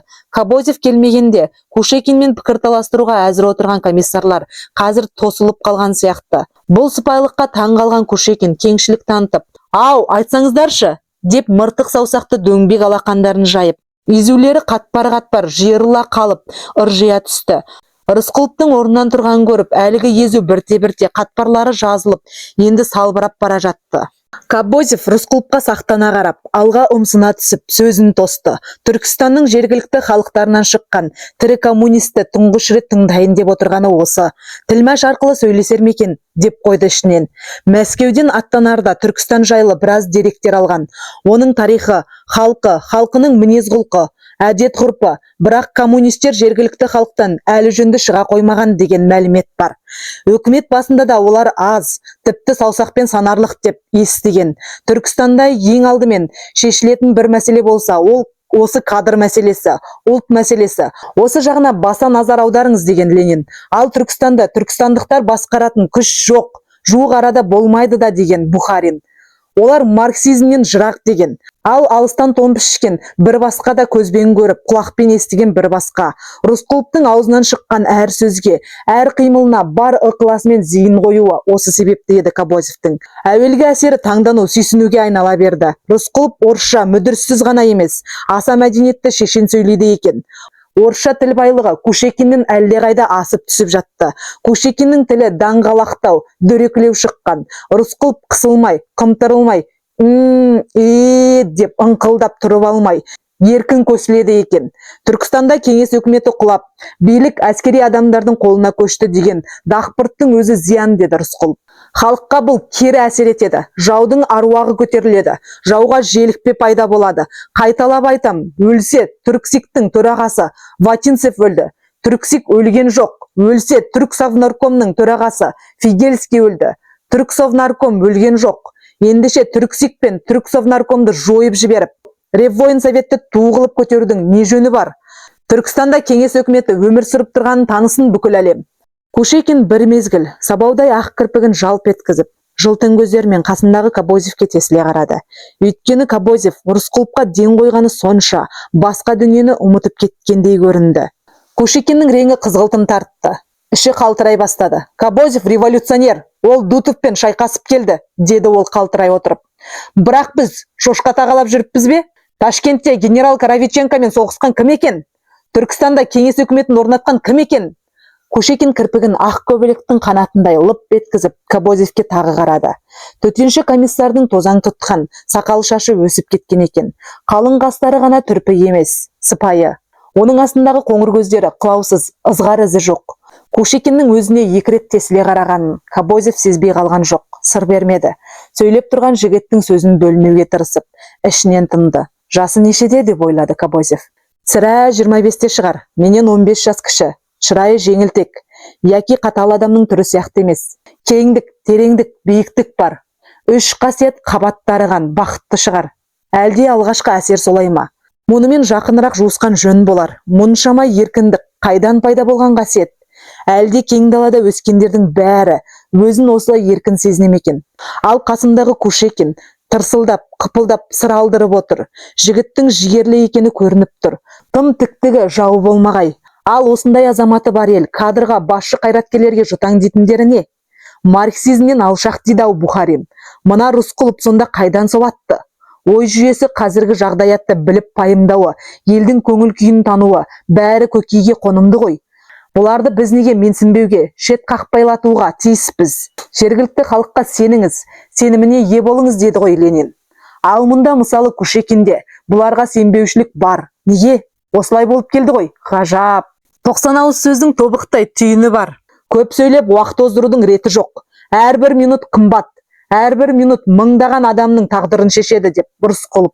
Өкімет қандай формада болады деген қысырдауды қоялықта. Түрксикті, Совнаркомды өз орнында қалдырайық. Бірақ бұл өкімет пен үкіметтің алдында бүгінгі таңда интервенциямен күреспен қатар тұрған аса жауапты міндет, аштықпен күрес екенін тағы да талап етіп, қайталап айтамын. Жергілікті, әсіресе көшпенді халық айтып болмас ашаршылыққа ұшырады. Жер бетінен жойылып кету қаупі төніп тұр. Өкімет пен үкіметтің жаңа құрамы егер революция ісіне шын адал болса, ең алдымен халықты аштық ажалынан құтқарып алсын. Менің айтарым осы. Рысқұлов демікпей тоқтап, орнына отырды. Бірақ ол сабырлы болғанмен, кабинет ішіндегі ауа райы сұрапыл боран соғып өткендей. Отырғандар бір сұмдық картина көргендей. Картина бітіп, шам жарық кеткендей. Әлгі қорқынышты жерден айыға алмағандай, мең-зең күйде еді. Кушекин бұршақтай түймеғалы бар, көзінің алды бүлік-бүлік кетіп, Кобозевке қарады да, маған рұқсат етсеңіз, деп даусы діріл қаға шықты. Кобозев қос иығын қушита қомдап, қол жайды. Осы үнсіз қимылдың өзі анық жауап еді. Жиналысты басқарып отырған өзің емес пе? Мәселе былай, жолдас Кобозев. Я, Петр Алексеевич, көріп отырсыз, біздің Түркістанның түзем тұрғындарынан шыққан большевиктер әлі жас. Жастыққа қателесу тән. Мен бұл пікірімді кезінде крайкомда да, Түрксикте де айтқанмын, және Мәскеуге де жазғанмын. Бізді түзем халықтардың өкілдерін басшы қызметке тартпайды деп орталық айыптайды. Ал ондай кадрлардың әлі піспегеніне көзіңіз жетіп отыр ғой. Міне Рысқұлов жолдас, таласпаймын, жалынды жас қайраткер. Ал айтып тұрғаны шалапыла, кешіріп қоясыз әрине. Кушекин езуі гармонша жеріліп күлген болды. Жан жағымызды қоршап, алқымнан алып тұрған жау, Орынбор анау, Ферғана анау, Каспий майданы, Жетісу майданы дегендер тұншықтырып тұр. Бізге әскер керек, әскерге тамақ, киім керек, қару керек. Ал Рысқұлов айтады, әскерді қоя тұр, аштан қырылып жатқан көшпенділерді асыра дейді. Ал марксистердің көшпенділер туралы қағидасын білесіз. Олар бәрібір жер бетінен жойылып кетуге тиіс, өйткені өмірге бейімсіз.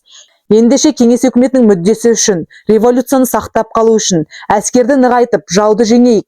Әне содан кейін шама келгенше аштарға қол ұшын берейік. Кобозев бурыл сақалы басқан егін уыстап отырды да қалды. Көшпенділер жер бетінен құрып кетуге тиіс, деп марксистер қай уақытта айтып жүр. Бәлкім бухариншілер шығар. Кобозевті сауатсыз деп ешкім айта алмас. 1898 жылдан бері коммунистік партияның мүшесі. Ригада политехника институтын бітірген. Марксизмді бір кісідей ақ білген. Ал көшпенділер тірілер санатынан шығып қалуға тиіс деген үзілді кесілді тұжырымды ұшыратқан емес. Ал марксизмді түгел игеріп, бастан аяқ оқып, зейіндеп шыққан кім бар? Бар ғой, бірақ аз ғой. Кім біледі? Бір жерде айтса айтқанда болар.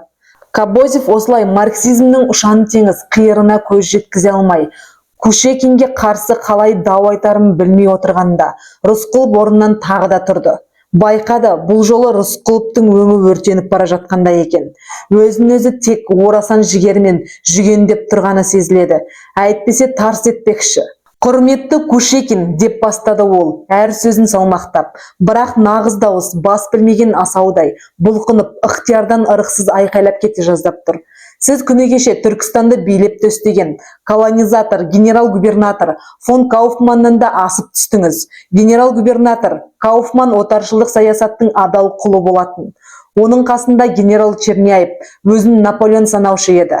Ал Кауфман тамақ үстінде мойнына ақ салфетка іліп қойып, бір қолына күміс шанышқа, бір қолына күміс пышақ ұстап отырып, тұтқын түземдерді ондап, жүздеп ату туралы бұйрық бере беретін. Қасында адъютанты тұтқындардың аты жөнін оқып тұратын. Ал генерал атуға деп күміс пышақты қолын сермеп қалып отыратын. Бірақ сөйткен Кауфманның өзі көшпенді түземдерді жер бетінен түгел жойып жіберуге әрекеттенбеген. Жүздеп, мыңдап қырған, бірақ халық ретінде тып-типыл ете алмаған.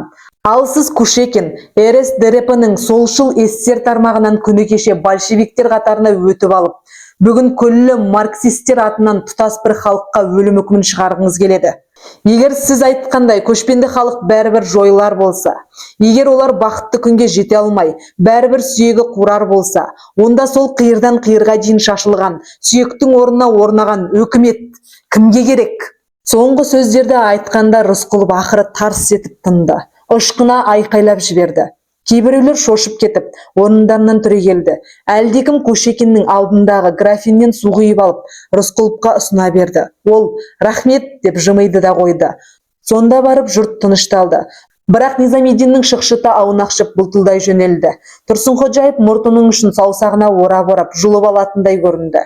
Кушекиннің көзінің алды жыбырлап ала жөнелді.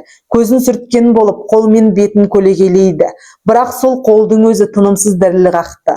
Кобозев әлгіде азаптана іздеген сұрақтың жауабы соншалықты қарапайым, соншалықты дәл, соншалықты қаһарлы екеніне таң қалды да Рысқұловқа сөз тастады. Айтыңызшы, жолдас Рысқұлов, қазір республикада қанша халық ашаршылыққа ұшырап отыр? Сыпайылап ықшамдап айтқанда 1,5 миллион адам.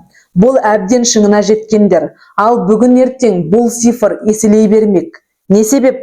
Себеп 2 жыл қатарынан қуаңшылық. Егін шықпады, жем-шөп және жоқ. Мал қырылды. Сондықтан республиканың ең кедей табы, күні кеше патша заманында жоқшылық көргендер, бүгін ең алдымен ажал құрығына ілініп отыр. Бұл кеңес өкіметіне ең тілектес қауым, ал кеңес өкіметі оған әзір қол ұшын бере алмай тұр. Сондықтан халықтың сенімінен айырылып қалайық деп тұрмыз, жолдас Кобозев. Әсіресе мал бағып күн көрген халық қатты қаусап тұр. Алғы дейтін улы түбірді қазып жеп, қаңғып кетті. Жер-жерде кеңес өкіметі әлі нығайған жоқ. Жат элементтер тонын айналдырып киіп алып, зиянкестік әрекеттерде жасауда. Елдің наразылығы оларға тиімді. Ал Түркістан өкіметі пәрменді күрес жүргізбей отыр. Сіз басқарып отырған Помгол 2 не тындырды? Аштарға арнап Ташкенттен және өз орталықтарынан тамақтандыру пункттерін ашты. Қолөнер артельдерін ашып, аштарды жұмысқа тарту шарасы жүргізілді. Қаржыны кім берді? Байлардан алым-салық алу жолымен. Тығырықтан шығу жолы қайсысы? Өкімет тарапынан жедел көмек. Ең жоғы 1,5 миллион сом. Одан кейін аш кембағалдарды артельге ұйымдастыру, осы көктемнен қалмай егін салдыру, құрал-сайман тұқыммен қамтамасыз ету. Патша заманның саясаты отырықшы елдің егін салуынан гөрі мақта егуіне мүдделі болды да, астық азайды. Мақта да керек. Ондай жағдайда орталық бізге енді азық-түлікпен көмекке келуі керек. Орталық қазір ондай көмек бере алмайды, жолдас Рысқұлов, деді Кобозев. Оған салсаңыз, Түркістанда коммунизмді қазір орнатып бер дейді, деп Кушекин Кобозевке қарап, қутыңдап қалды. Кобозев тұңғыш рет түрі сұстанып, жалпақ алақанымен Кушекиннің алдындағы үстелдің үстін сарт еткізіп бір салып қалды да, орнынан тұрды. Комиссарларға Кобозев Кушекиннің бетінен шапалақпен тартып жібергендей болып көрінді. Рысқұловтың талабы бойынша Түрксик қаулы алды. Бірінші, барлық совпеттерде, кеңес мекемелерінде аштарға көмек мәселесі кезектен тыс жедел қаралсын. Екінші, аштарға көмек көрсету ісіне кедергі жасаған адамдар әскери трибуналға тартылсын.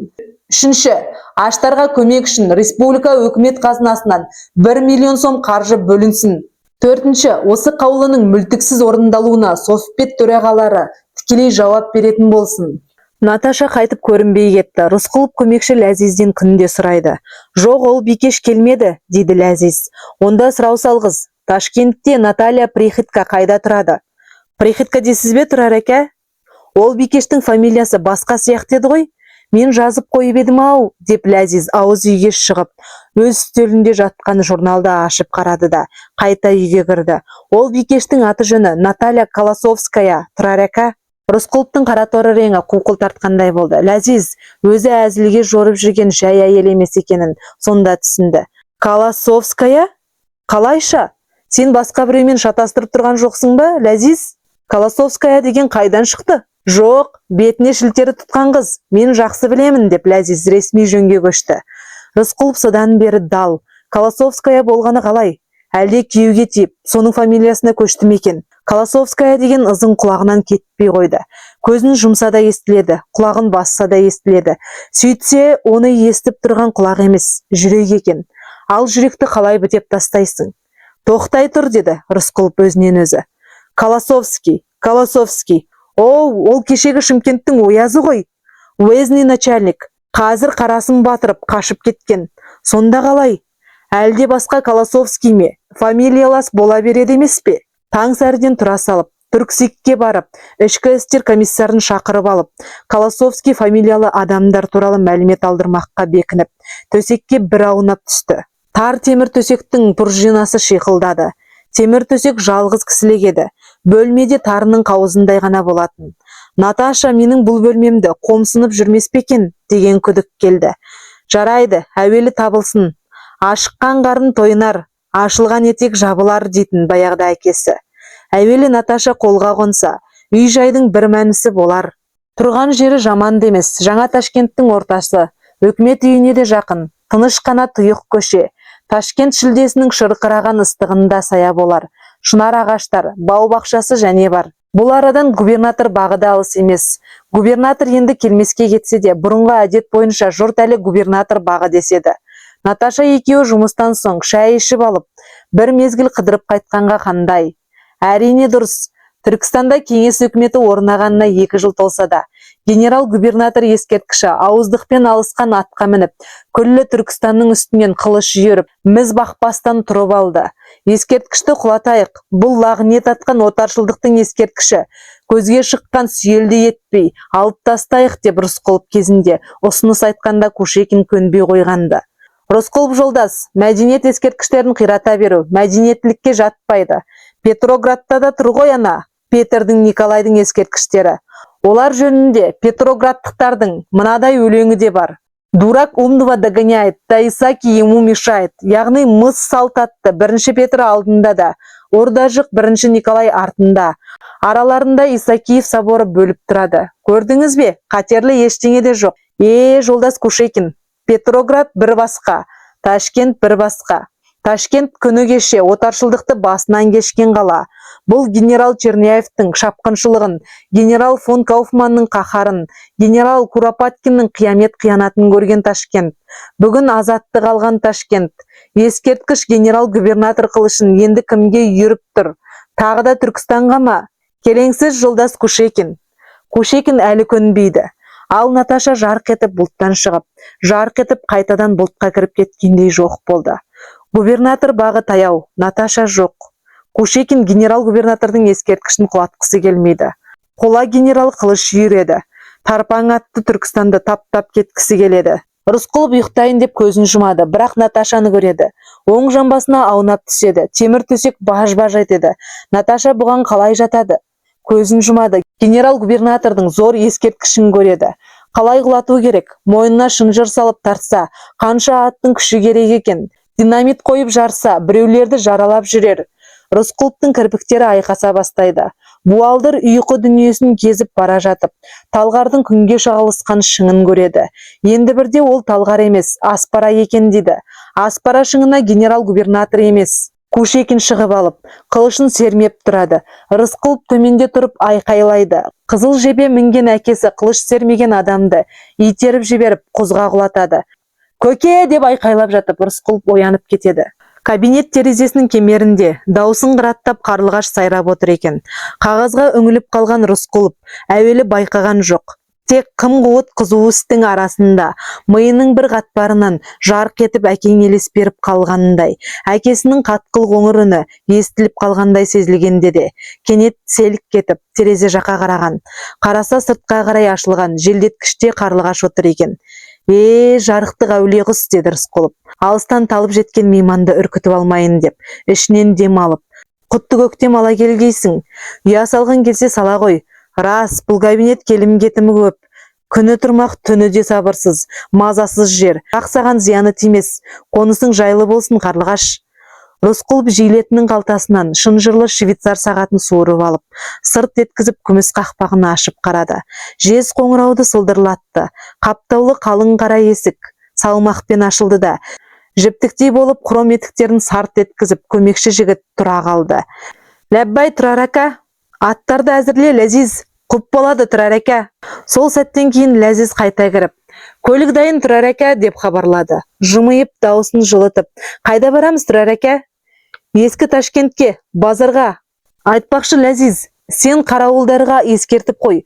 Мына терезенің алдына көлік тоқтамасын, адамдар топырламасын. Қарлығаш ұя салғалы жүр», деді. Қарлығаш па? Қарлығаш ұя салған жерге құт қонады. «Құтты болсын, Тұрар ака, айтып қоямын қарауылдарға», деп Ләзиз балаша мәз болып, ресми тәртіпті ұмытып, есіктен тапырақтап шығып жүгіре жөнелді. Түркістанда ашаршылық қанша кеулеп алғанмен, Түрксиктің ат қорасындағы көлік күйлі еді.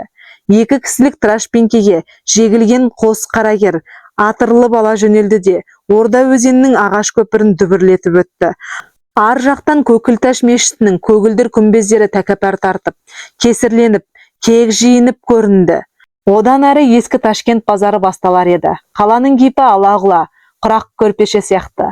Орда өзеніне жеткенше Европаша салынған көк түңке төбелі үйлер көбіректе. Ордадан ары өткен соң, балшықтан дамбоздап соққан қиқы-жиқы үйлер, қисық қыңыр көшелер басталады. Европалықтар қаланың бұл қиырын Азиялық Ташкент деп атайды. 2 арба бетпе-бет ұшырасса, қақтығыспай өте алмайтын қушық көшеде қос қарагер жегілген трашпенкенің қоңыраулы үнінен хабардар болған аттылы жаяу дуалға арқаларын сүйеп тұрып жол береді. Баяғы губернатор заманы үйретіп қойған қу әдет бойынша ала шапанды, қара паранжалы пенделер жыл жыққан қоғадай жапырылып қалады. Қол жайып тостаған тосып қайыр садақа тілейтіндері қаншама. Рысқұловтың есіне баяғы Алматының кафедрал соборы түседі. Приходько мырза екеуі баратын собор. Онда да садақа сұрап тұратын кембағалдар көп еді. Жалпы тұрар баланың қалтасында, онда соқыр тиында болмайтын. Өзінен қайыр тілегендерден қысылатын. Енді ғой комиссардың айлығын алады. Мемлекеттің миллиондаған қаржысының тағдырын шешеді. Оны мына көше бойымен уыстап шашып өтсе де құдіреті келеді.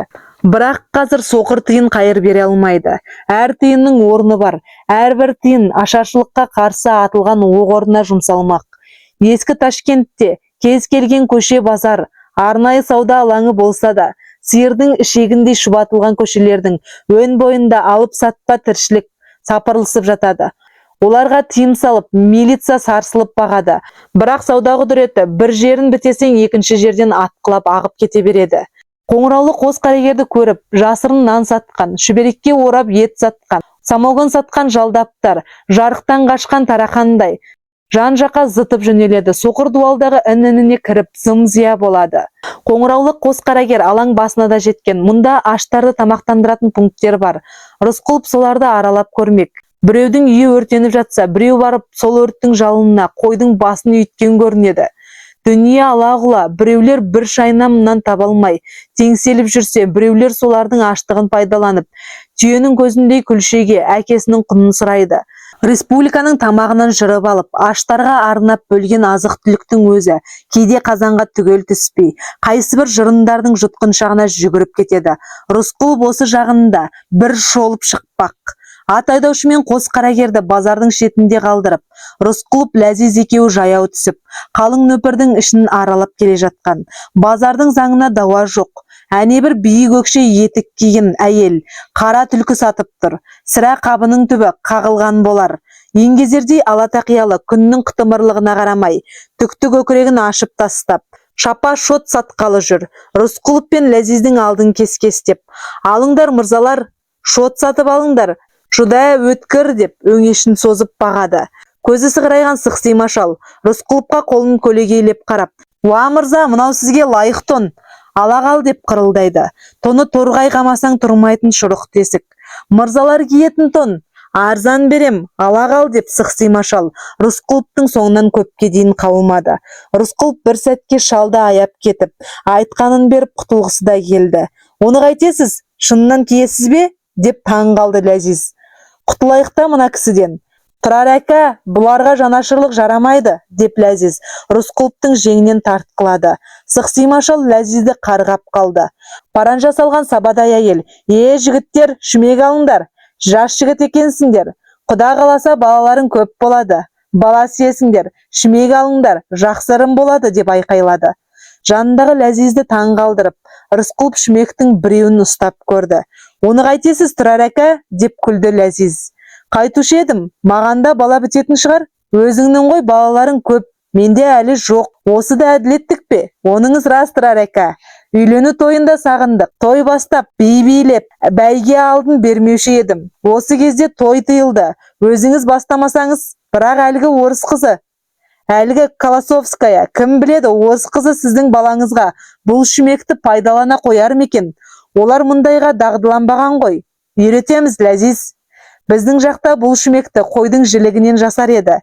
Ташкенттіктер ағаштан жасайды екен. Мейлі» деді Рысқұлов. «Алсаңыз мына бесікті алыңыз, Тұрар әка. Бұл Ташкенттің базарында сатылмайтын зат жоқ. Бірақ бәрінен асылы, мен білсем осы бесік» деді Ләзиз. Қызыл-жасыл бояғы бар ағаш бесіктің жонарқасын сипалап тұрып, сатушы екі езуі екі құлағына жеткенше ыржиып, «Алың, алың, құтты бесік, қошқардай ұлың болады» деп дүниесін мақтай жөнелді. Талғар таудың бауырындағы жер үйде ескі бесік болушы еді. Босаға жақта ілулі тұратын. Ол Тұрардың бесігі еді. Өгей шешесі Ізбайша бала көтеремін деп үміттеніп, ырым етіп сол бесікті жер кепенің іргесінде сақтап еді. Тұрардың содан бері бесік көріп тұрғаны осы. «Дұрыс айтасың, Ләзиз, бұл бесікті бұйырса мен сатып аламын. Біреуін бізге сақтап қойыңыз» деді сатушыға. Сатушы «Жүдә, мейлі» деп жалпақтап қалды. «Я Бахаудин, мырзалар, қайыр садақаларың болса, диуаналардың пірі Бахаудинге бағыштаңдар. Құдай тілеулеріңді береді. Мен тілеуқор боламын» деп орама сәлде салған шауқар бет, ақшыл көзді, қаба сақал диуана аяққа оралды. Иығында қоржыны, қолында ақ таяғы, ала шапанды көк күлдәрімен екі-үш орап алыпты. «Бұрылмаңыз, бұрылмаңыз, соңымыздан қалмайды» деп Ләзиз Тұрарды қақпайлай береді. «Балалар, балаштырыңдар, алдарыңда не күтіп тұр, бәрін айтып беретін бал» деп шырылдайды паранжа салған әйел. Алдына жайған алағаптың үстінде бір уыс ала лобия шашылып жатыр. Тұрардың есіне сонау мерке базары түсті. Илья пайғамбарға бал аштырып еді. Ильяның теңіз шошқасы оған қораптың ішінен иіскеп суырып алып берген кір-кір қағазда бүкіл өмірің шайқаспен өтеді деген жазу бартын. Сол сорлының айтқаны шыннан келгені ме? Деп таң қалды Рысқұлов. Меркенің базарында Илья пайғамбарға бал аштырмаса, Рысқұловтың тағдыры басқаша соқпаққа түсер ме еді? Азаптан ада, можан томпай бейбіт өмір сүрер ме еді? Қайран мерке, балалықсыз балалық шағы өткен құт мекен. Меркеде оқымаса, Ақкөз батырмен кездеспесе, 16 жылдың қырғын соғыстарына қатыспаса, Рысқұлов қай қиырдан шығар еді? Өмірінде кездейсоқ жайлар кездескенмен, соның бәрі сол өмірдің заңдылығына әкеліп сайған сияқты. Жоқ, Илья пайғамбардың балы сәуегейлік айтпаса да, Рысқұловтың жолы бәрібір шайқас әлеміне әкеліп соқпай қоймас еді. Рысқұловтың жүрегі сыздап қойды, меркені сағынғанын сезді. Төрткүл базары ескі Ташкенттің мына базарынан басқа дүние болатын.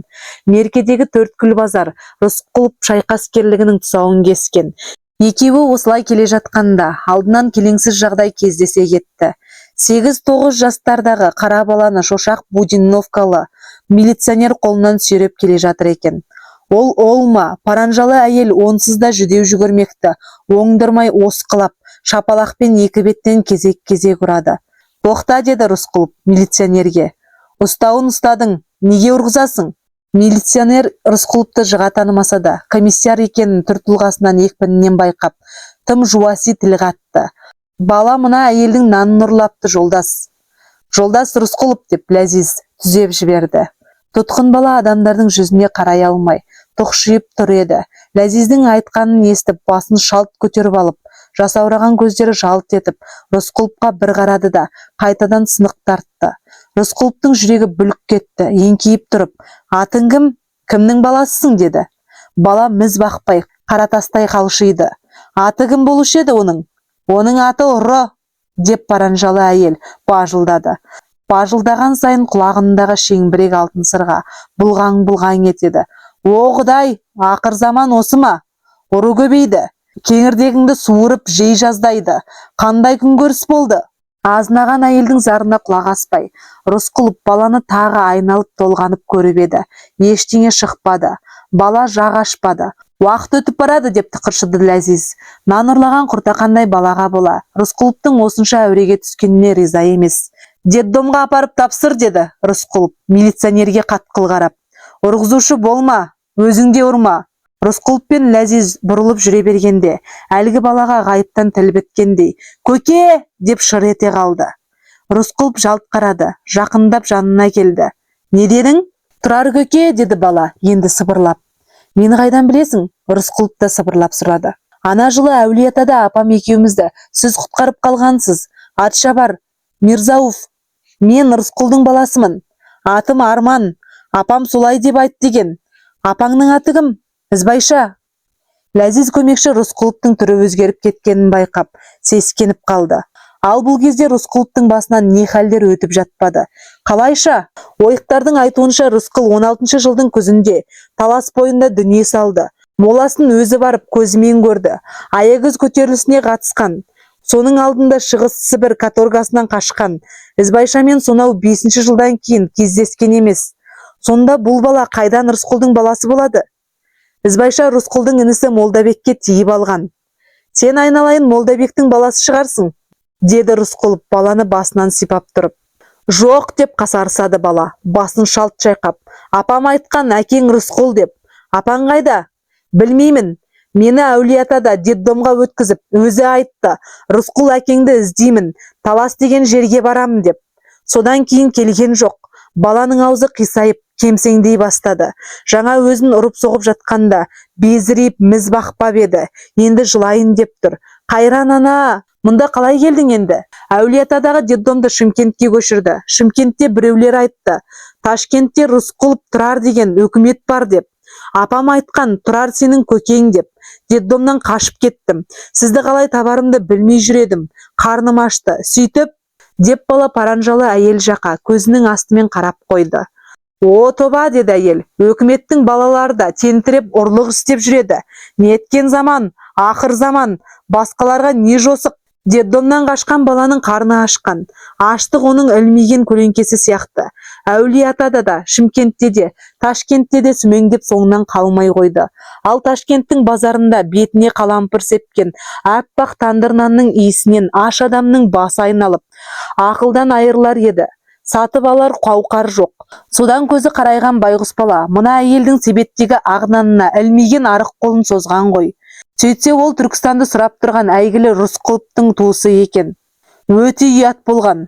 Рысқұлов нан сатқан әйелден кешірім сұрады. Милиционерге айтты: баланы мен алып кетемін. Бірақ бұл үлкен Ташкентте қарны ашып қаңғып жүрген жалғыз осы дейсің бе? Панасыз бала көрсең детдомға өткіз. Қабылдамаса маған хабарла. Түрксик Рысқұлов. Құп болады жолдасы Рысқұлов. Милиционер қолын шекесіне көтеріп қалшиды да қалды. Рысқұлов баланы әуелі моншаға апарып, шомылдырып, тырнағына дейін өзі алып, шашын қырықтырғанда байғұс жетім қабығын аршыған жауқазындай жайнап шыға келді. Содан кейін Рысқұлов Әулие-ата уездік атқару комитетінің төрағасы Қабылбек Сармолдаевқа телефон соқты. Есіңде ме, Қабылбек? Ана жылы екеуміз төменгі таласта менің әкемнің баласына барып едік қой. Иә, білсең, сол Рысқұлдың Ізбайша деген әйелі болған. Яғни менің өгей шешем. Сол Ізбайша Рысқұлды іздеп төменгі талас кетті деген хабар алып отырмын. Сұрастырып іздеу салып көрші. Табылса Ташкентке жеткізіңдер. Кешір тұрар, айтқаныңның бәрін істейін. Бірақ Рысқұлды іздегені қалай? Деп таңданды Қабылбек. Оны түсіну қиын, Қабылбек. Мүмкін күйеуін тірі екен деп естіген шығар. Мүмкін өлгенін біле тұра, жарының жатқан жерін көргісі келді ме екен? Қайдан білейін? Әйтеуір тірі жүрсе іздеп таптырғаның жөн болар еді, деп өтінді Рысқұлов. Басқа ретте ресми мәселелерді бұйырып, тапсырып жататын Рысқұлов бұл жолы өз шаруасын тек өтінішпен ғана айтты. Араға апта салып Қабылбек Сармолдаев телефон соқты. Жақсы хабар айта алмай қысылып тұрмын, тұрар. Айта бер, қай хабарға да көнбіз қазақпыз, деді Рысқұлов. Өзіңіз айтқан төменгі таласқа сұрау салмаған жеріміз жоқ. Ойық-ыстылардың айтуы бойынша Рысқұлдың моласын құшақтап жатқан бір әйелдің денесі табылыпты. Аты жөні белгісіз, ешқандай құжаты жоқ. Содан бұл бейшара бір жақыны шығар, тегін емес шығар деп ойық-ысты әлгі әйелді Рысқұлмен қатар жерлепті. Мен білген хабар осы, тұрар. Басқа ештеңе айта алмаймын, көңіліңе ауыр алма, жақсылықпен жолығайық, деді ескі досы Қабылбек Сармолдаев.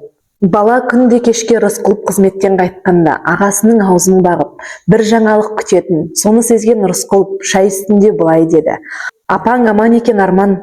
Рысқұл әкеңді тауыпты. Бүгін маған Әулие-атадан хабарлады. Қайда? Олар қайда? Деп бала ішіп отырған шайын төгіп алды. Әлде шай төгіп алғаннан жасқанды ма? Әлде анамның хабарын толық айт деп жалынды ма? Әйтеуір баланың түрі аянышты болатын. Арманның алдын орамалмен сүртіп, басынан сипады да Рысқұлов бір күрсініп жауап айтты. Не айтарын білмей қиналып қала жазды. Қашанда қиыннан қияға өтетін әдетіне басып, жай ғана күлімсіреп қойды да Рысқұлдың тар түрмені кеңітіп жіберетін қиялын әңгімеге арқау етіп: олар қазір алыста, Арман, деді. Көзі жасаурап еді, көзілдірігін тазалаған болып, ақ бәтес орамалмен сүртініп алды. Басында мәңгі мұз жататын асқар-асқар таулар бар. Ол таулар көк аспанды тіреп тұрады. Сол шыңдарға кейде бұлттар барып қонақтайды. Ал тірі жан оған әлі шығып көрген емес. Тіпті олар құстың өзі мұз шыңдардан төмен жайылады. Ал сенің әкең Рысқұл қызыл жебе деген тұлпар мініп, ұдайы шың басына шығып жүреді. Жан-жағын заңғар таулар қоршаған, аршалы, қарағайлы жаңғақты орманнан арқар аулайды. Өмірі қуармайтын жасыл алаңда аршадан соққан күркесі бар. Сол күркенің алдында қызғылт қанат теңбіл торғай сайрайды. Таң алдында бұлбұл жырлап, ұлар шулайды. Рысқұлов алдында отырған балаға көзі түсіп кетіп еді. Алматы түрмесінде Рысқұлдың әңгімесін тыңдаған, дәл өзіне ұқсайды екен. Енді Рысқұлдың сол ертегін мына жетім бауырына қайталайды. Ертек айтып отырғанын ұмытып, өз сөзіне өзі нанып, өз қиялына өзі қызығып, қызынып алған екен. Рысқұловтың айтуына қарағанда, Рысқұл мен Ізбайша ашаршылық болмайтын, күн суымайтын, қайғысыз, қамсыз, дау-дамайсыз, бәлесіз, жаласыз, қырсығы мен қиянаты жоқ, бірін-бірі аяқтан шалмайтын, біріне бірі орғазбайтын, арқар мен жолбарыс бірге жайылатын, жәннатты жайда жүріп жатқан көрінеді. Жетім бұл ертекті шын көріп, кішкентай жүрегін сағыныш кернеп. Тұрар көке, бізде барайықшы сол жаққа деп мұңая қалды. Барамыз Арман, асықпа деді Рысқұлов баланы басынан тағы сипап. Я, қашан деді бала, сенер-сенбесін білмей.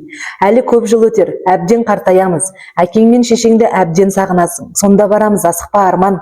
Алған төсегіңе жатта, ұйықта. Мен бірер сағат кеңсеге барып, жұмыс істеп қайтамын. Ұйықта. Осыны айтып Рысқұлов түн ішінде түрксекке бармақ болып, киімін киіп, сұр маузерді төс қалтасына сала берді. Ал Арман түсінде Теңбіл торғайды көрді. Теңбіл торғай шыр етіп, балаға жол нұсқағандай, алдына түсіп ұшты да отырды. Рысқұлов кешке жақын үйге бөтен әйелді ертіп кіргенде, Арман аузын ашып, көзі бақырайып, бейтаныс кісіге қадалып қарады да қалды. О, сен жалғыз тұрмайды екенсің ғой, Тұрар, деді бейтаныс әйел, Арманның сонша тесіле қарағанынан қысылып. Саған ұқсайды өзі, Вернида сен тура осында едің, Тұрар.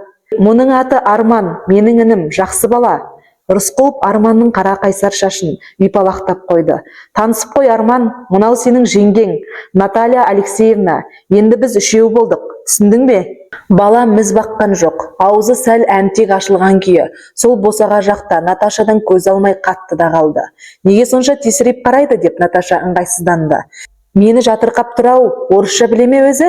Білмейді, деді Рысқұлов. Ауылда өскен, детдомнан қашып кеткен, шын аты Арман, детдомда Артур деп әлде кімдер жазып жіберіпті. Наташа ойына әлдеқандай бір ғажайып ой түскендей аңырып бір саусағын шошайтып тұрды да. Тұрар, қалайша сенің інің, сенің әкең сүргінге кетіп еді ғой, қайтып келіп еді? Каторгадан қашып келген екен. Сол қашып пысып жүргенде пайда болған бала ғой. Қазір әкең? Жоқ, 16 жылғы көтерілісте мерт болған. Қандай аянышты, Тұрар, орысша дым білмейді де. Сонан соң екен ғой, мені тосырқап тұрғаны. Ештеңе етпейді, орысша өзім үйретемін. Ең алғаш біздің үйге келгенде, сен де түк орысша білмейтінсің, Тұрар. Енді орысшаны менен жақсы сөйлейсің. Артурды да үйретеміз әлі. Бірақ неге сонша тесіле қарайды? Көзі от шашады өзінің. Әлі үйреніп кетеді, деп Рысқұлов Артурға бұрылды. Тым тесіліп қарай берме, ұят болады. Наташаға бұрылып. Енді бізге бұл жалғыз бөлме тар. Басқармадан қосымша бөлме сұрау керек. Көрші пәтер бос, соны берер, деді. Комиссар, Наташа күміс қоңыраудай, сыңғыр-сыңғыр күле сөйлеп, тырнағын қыналаған аппақ салалы саусақтарын Рысқұловтың қалың қара шашына сүңгітіп жіберіп, жүзігіне шаш ілініп, қайтып шығара алмай қалды. Түркістан жұмсаң жұдырығыңда, ашсаң алақаныңда, ал үйіңнің түрі мынау. Бүгін екеуміз қайда жатамыз? Жалғыз төсек, оның өзі бір кісілік. Бала жерге жатып жүрме? Жарамаған екен, Құдай-ау, маған әлі қадалып тұр, онысы несі? Енді Рысқұлов ыңғайсызданды, есіктің көзінен не бұлай, не олай жылжымайды. Артур айналайын, төсек салып жата ғой, ұйықтайтын уақыт болды. Бала ағасына қарсы келмей, әрең дегенде көзін Наташадан тайдырып алып, төмен қарап тұқшиды. Оған мына әдемі келіншек өзін ығыстыра келгендей көрінді. Балада болса сезіп тұр, бұл үйде бұл артық, жеңгең болады дейді. Артурға жеңге болу үшін Артурды ұғу керек қой. Бірақ бұл баяғы Наташа болса, Артурды шет қақпайлатпас, нәсілдік ауруы ұстамас. Өйткені Рысқұловтың өзін осы Арманның жасында көріп, қор тұтпай, іші бұрып, бірге оқып, бірге тұрып, ақыры бала достық, түбі таусылмас, тат баспас, тәтті арман махаббатқа айналған. Рас, Рысқұлов Наташамен бас қосып, үй боламын деп көп үміт етпеген. Тек Наташа есіне түскенде, жүрегі елжіреп, әлдеқайда биікке, әсемдік әлеміне қол созатын. Егер Рысқұлов болып, оның есімі Түркістанның үстінде жарқылдап тұрмаса, Наташа оны іздемеуі де мүмкін бе? Енді Наташа Рысқұловты өзі іздеп келді де, Рысқұловтың кеудесінде бала шақтан көмулі жатқан бір жасу шоқ тұтанып ала жөнелді. Наташа сол бұрынғы Наташа болса, Артурды кемітпес, бірақ Артурдың өзі адырайып, жабайы киіктің баласындай бауыр баса алмай тұр. Ағасы барып Артурдың басын көтеріп еді. Бір уыс маржан сау етіп төгілгендей болды. Бала үнсіз жылап тұр екен. Не болды, Артур, неге жылайсың? Апам, деп сыбырлады бала, мұрнын тартып. Апама қайтам. Барасын дедім ғой апаңа, әзір қоя тұр. Мен не бөтендім бе саған? Апам дей қалыпты ғой. Апаңның өзі айтыпты ғой, Тұрар көкеңді тап деп. Ендігің не? Рас екен-ау, апам сөйтіп айтып еді-ау, дегендей бала жасын сүртіп, үн-түнсіз барып, көрпе төсегін алып, ірге жаққа ұядай етіп, қабырғаға қарап, бүк түсіп жатып қалды. Темір төсектің тұсында Наташа ақ сестеп тұтып, шымылдық сияқтандырып қойды да, Рысқұловқа қарап, қасқия күлді. Будуар дайын менің қымбатты падишахым. Шахризадан қасында Рысқұлов темір төсектің жақтауына келіп отырды. Наташа оның мойнына білектерін орай тастап, алдына жығылды. Екеуі осылай үн-түнсіз, құшақ жазбай ұзақ сүйісті. Көз жұмулы, көңіл мас. Сол бір шақта олар ақ сейсептің сыпырылып түсіп қалғанын да байқамапты. Бір кезде Наташа шошып кетіп, жіңішке даусымен шарр ете қалды. Рысқұлов басын Наташаның бетінен бұрып алды. Не болды? Анау деп Наташа жыламсырап Артур жатқан әргені көрсетті. Бала көрпеден басын шығарып, Наташаға тесірейіп қарап жатыр екен. Рысқұлов үндеместен барып, бауырының басынан сипап, көрпесін қымтады да, білте шамды сөндірді. Үнсіз қараңғыда ірге жақтан баланың көзі, жасыл от шашқандай көрінді. Рысқұлов ояна кетіп, бауырына тығылып жатқан Наташаның шашын сипады. Төсектен төмен қарай, алтын толқын сусылдай төгіліп тұр екен. Рысқұлов басын жастықтан жұлып алып, төсектен төмен сусылдай төгілген алтын толқынға сұқтана қарады.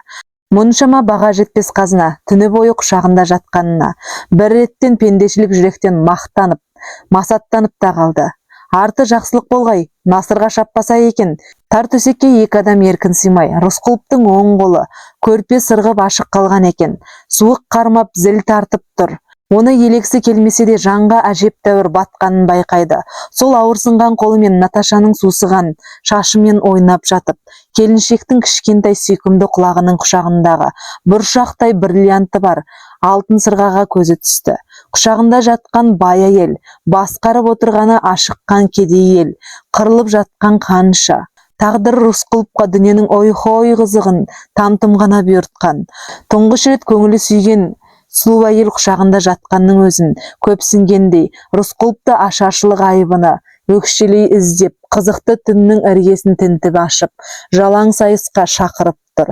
Бриллиант еске соны салды. Наташаның арайлы көркіне сүйсіне қараса да, көңілін бір көлеңке көлегейлей береді. Екеуінің қосылуы заңды некелі болса да, осы қызық опасыз аз күн дәурен сияқты көрінеді. Көкейіне шымырлардың көгалай үйрек қанатын сүйреп, ұшадау бийлі көлден түйдек-түйдек деген әні оралды. Әшіркүл Зейнеп отырмын сөйлеп, бұл қызық өтер кетер өйдеп-бүйдеп. Наташа баяғыда Рысқұловқа аспандағы жұлдыздардың біріндей көрінген. Оны аңсау, армандау болды, ал жетемін деп сене бермейтін. Сол жұлдыз Рысқұловтың қолына өзі келіп қонды. Бәрі тым оңай, тым жеңіл шешілген сияқты. Рысқұлов өзінің 20-дан енді асқан ғұмырының ішінде ешқашанда оңай жеңіске жетіп көрген емес. Жеңістерге жететін, бірақ сол жолда аяусыз тер төгетін, тіпті басын оққа байлаған кездері де болған. Жеңістің дәмі ылғи да тәтті ғана емес, кермекте келетінін Рысқұлов жақсы біледі. Жақсы білгендіктен де мына қойнында жатқан ғажайып қазына ұйқыда бір көрген тәтті түс сияқты, ғажайып болатын сияқты көрінеді. Және бұл екеуінің қосылуы әзірше жалпақ елге жариясыз жасырындау. Рас, Рысқұлов өзінің үйленетіні жөнінде крайком мен түрксекті құлақтандырған, ал той жасамады, жасамағаны сараңдығы емес. Кезең сонда еді. Ел аштан қырылып жатқанда, бұл асыр-тасыр той жасап жатса, оба кезіндегі мерке сияқты болар еді де. Осы таяуда төраға Кушекин, төтенше комиссар Кобозевтің Мәскеуден келу құрметіне деп қонағасы бергізді. Дастарханға қымбат коньяк, алқалы шарап, қырғауыл еті, тіпті бөдененің етіне дейін қойылыпты. Кушекин бар және біраз жолдастар, тіпті бейбітшілік пен молшылықтың теңізінде малтығандай, ақ түйенің қарны жарылғандай мамыражай. Рысқұлов жеңіл шарапқа ернін сәл тигізді де, басқа тағамға қол созбай отырып қалды. Соны байқаған сұңғыла ақылды адам, Кобозев: «Жолдастар, бұл дастархан менің Түркістанға келуімнің құрметіне емес, Орынбор тығына атылғаны үшін, Орынбор майданында жеңіске жеткеніміздің құрметіне деп бағалайық. Жеңіс құтты болсын, жолдастар», деп әңгімені әрлендіріп әкетті. Ендігі жерде орталық пен Түркістан арасында тығыз байланыс орнайды. Көп кешікпей Фрунзе бастаған майдан Түркістанды жаудан мүлде тазартады. Енді басмашылар да, ағылшындар да, атамандар да бізге аса қауіпті емес. Ендігі қауіп аштық пен арпалыс. Егер сіздер айып көрмесеңіздер, мына дастархан үстіндегі мол тағамды аш балаларға үлестіріп берейік. Меніңше Рысқұлов жолдас та осыны қалайды. Рысқұлов әрине қалайды. Рысқұлов онсыз да, адамдар аштан қырылып жатқанда тамақтарыңның бұл дәм қалай өтеді? найсаптар деп айқай салуға әрең шыдап отырған. Наташамен қосылу тойын өткізе алмайтыны сондықтан. Мұны Наташа да түсінген. Тұңғышымыз болғанда екі тойды біріктіріп өткіземіз деген ол Рысқұловты құшақтап тұрып. Тұңғышымыз туғанда жер жарылқап, ел тойынып, жеңіс туы желбіреп, береке керсе, алыс жақын ағайын туған жора жолдастың бәрін шақырып той жасаймыз жұлдызым, деп Рысқұлов ұйқылы келіншектің үлбіреген ақ тамағын иіскеледі. Наташа оянып кетіп, көзін кең ашып, күйеуіне таңдана қарап, кенет атластай, жұп-жұмсақ қос білекпен Рысқұловтың мойнынан қапсыра құшақтап, қатты қысып, бауырына тартты. Бірақ тез сытылып, шымылдық міндетін атқарып тұрған ақ сейсепті түріп, арғы ірге жаққа қарап жатты да, "Жоқ!" деп шошына айқайлап жіберді. "Не?" деп Рысқұловты атып тұрды. Баланың жатқан орны бос екен. "Артур!" деп дауыстады Рысқұлов. Жауап болмады. "Жар дегенде жалғыз қайның", деді Рысқұлов. "Сенің бала кезіңнен аумайды. Сол сенің өзің шығарсың, тұрар. Біресе бала болып кетіп, біресе есейіп кететін шығарсың сен. Қорқамын", деді Наташа. "Қайдағыны айтпа", деп күлді Рысқұлов. "Далаға шыққан шығар". Кушекин көмекшісі Успенскийді шақыруды бұйырды. Есер Успенский, Турксиктің төрағасының орынбасарларының бірі. Көп күттірмей-ақ Кушекиннің кабинетіне сұңғақ бойлы, бір аяғын шамалы сылтып басатын, селдіреген бурыл шашын жылмита қайырған, ақ сұр түсі суық кісі жорта жымиып, "Ассалаумалейкум" деп кіріп келді. Тіпті европалықтардың өзіне әдейілеп мұсылманша амандасушы еді. Бұған сәлемші де, сәлем қабылдаушылар да мәз болып күліп алатын. Бұл жолы Кушекин ләм-мим деместен қызыл шекелі радиограмма қағазын ұсына берді. Онда "Срочная, правительственная" деген жазуға Успенскийдің көзі алдымен түсті. Бір рет мәтінді түгел желдірте қарап өтті де, басын бастап қайтадан әр сөзіне қадалып, тағы оқып шықты. Радиограммада коммунистердің орталық комитеті, Түркістан Республикасы кеңестерінің орталық атқару комитетіне және коммунистердің өлкелік комитетіне мынаны хабарлайды. 8-ші съезд қабылдаған коммунистік партияның программасы негізінде жұмысшылар, шаруалар өкіметінің шығыстағы саясатының мүдделеріне сай, партияда бар жоғына қарамай, мұсылман жұмысшы ұйымдарының ұсыныстары бойынша Түркістанның жергілікті халықтарының өкілдерін халық санына қарай мейлінше тепе-теңдік сақтап, мемлекет басқару ісіне тарту керек. Өлкелік мұсылман ұйымдарының келісімінсіз мұсылман қауымның мал-мүлкін реквизициялау тыйылсын, ұлттар араздығын тудыратын әрекеттерден аулақ болыңыздар. Түркістанның алдыңғы қатарлы революциялық кадрлары, орыс пролетариаты өзінің революциялық парызын өтейді. Орталық өкімет белгілеген шараларды іске асыруға бар мүмкіндікті пайдаланады. Оларды жүзеге асыру жолындағы қиындықтарды жеңіп шығады деп сенеміз. Осы тапсырмалардың орындалу барысы партияның орталық комитетіне хабарлансын. Ленин, Сталин. Радиограмманы сіз екеумізден басқа ешкім оқыған жоқ, деді Кушекин, екі қолын алдына салып, тоқшиып отырған күйі. Ал мұндағы жағдайларды Рысқұлов пен Кобозев талап етіп жүргелі қашан? Орталық комитеттің бұл құжаты Түркістанға арнайы жолдауына қарағанда, Рысқұлов Кобозевтердің әрекеті болуы да мүмкін. Сірә хат түсірген болар. Кобозев көпе-көрнеу теріс жолда, Рысқұловтың жетегінде кетті. Бұл екеуін қалайша сүріндіруге болады? Екеуінен де құтылған жөн. Қандай ақыл айтасыз? Радиограмманы әзір жарияламай қоя тұру керек. Жарияласақ Рысқұлов та, Кобозев те жалынынан ұстатпай кетеді. Бұларға ең дұрысы ауыр айыптар тағу керек те, радиограмманы содан кейін жариялату керек, деді Успенский қысылмай қымтырылмай. Ол айыптарды сіз көз алдыңызға қалай елестетесіз? Деп Кушекин көздері майғабақ астымен сызаттана жылт етіп басын көтерді. Менде біраз материалдар бар, деді Успенский, астыңғы ернін саусағымен шұқылай тұрып. Рысқұловтың бұрынғы Ояз Колосовский қызына үйленгенін білетін шығарсыз. Иә, бұл таптық позицияның шатқаяқтап тұрған шағы. Сол әйелдің бөле ағасы, кешегі Осипов оқиғасының бел ортасында жүрген Прихитка деген бұрынғы ротмистр, қазір түрмеде отыр. Рысқұлов өзінің қайын енесіне, яғни патшаның Черняев өзіндегі бұрынғы бастығының әйеліне Манкент учаскесінен жер бергізген. Бұл қалай ұнайды сізге? Түсінесіз бе? Бұрынғы Ояз Колосовскийдің әйеліне, ал генерал Колосовский Ашхабад бүлігіне қатысты емес пе? Кушекин қуанғаннан екі алақанын былқ еткізіп бір-біріне соқты да, бір-біріне үйкелеп орнынан түрегелді. Жанарында ұшқын пайда болды. Успенскийдің жанына барды. Успенскиймен бой теңестіріп қатар тұру Кушекинге тиімді емес еді. Қасы мен кірпігі ақ көбелек шошып шыққандай жалп ете қалып, «Успенский, сіз данасыз» деді. «Түкте даналығы жоқ, кәдімгі жұмыс. Қойыңыз, қарапайымдылық тек қайыршыларға жарасқан. Тым қарапайым бола бермеңіз. Ал енді мынаны тыңдаңыз. Әлгі ротмистр Приходько түрмеден қашатын болсын. Оған Рысқұлов ықпал еткен болсын. Бұл бір. Айтпақшы, осы Рысқұловтың туыстары қай уезде көп? Рысқұловтың туыстары барлық жерде де бар. Ал дәлірек айтсақ, Черняев, яғни Шымкент уезінің Майлыкент болысында әкесі туған. Верный губерниясында өзі туған, Әулиеата уезінің меркесінде оқыған, Әулиеата уездік атқару комитетінің төрағасы болған. Ол белгілі. Негізі сонда Шымкент, Сайрам жағында болды ғой. Түлкібас Майлыкент болысы, дәлірек айтсақ. Айтпақшы, сол Майлыкенттің болыстығына Рысқұловтың жақындарының біреуін сайлаттыруға болмас па екен? Байқап көріңізші. Бұл екі. Неге болмасын? Болдырамыз. Міне осы екі тапсырма орындалса, ар жағын көре жатамыз, Успенский.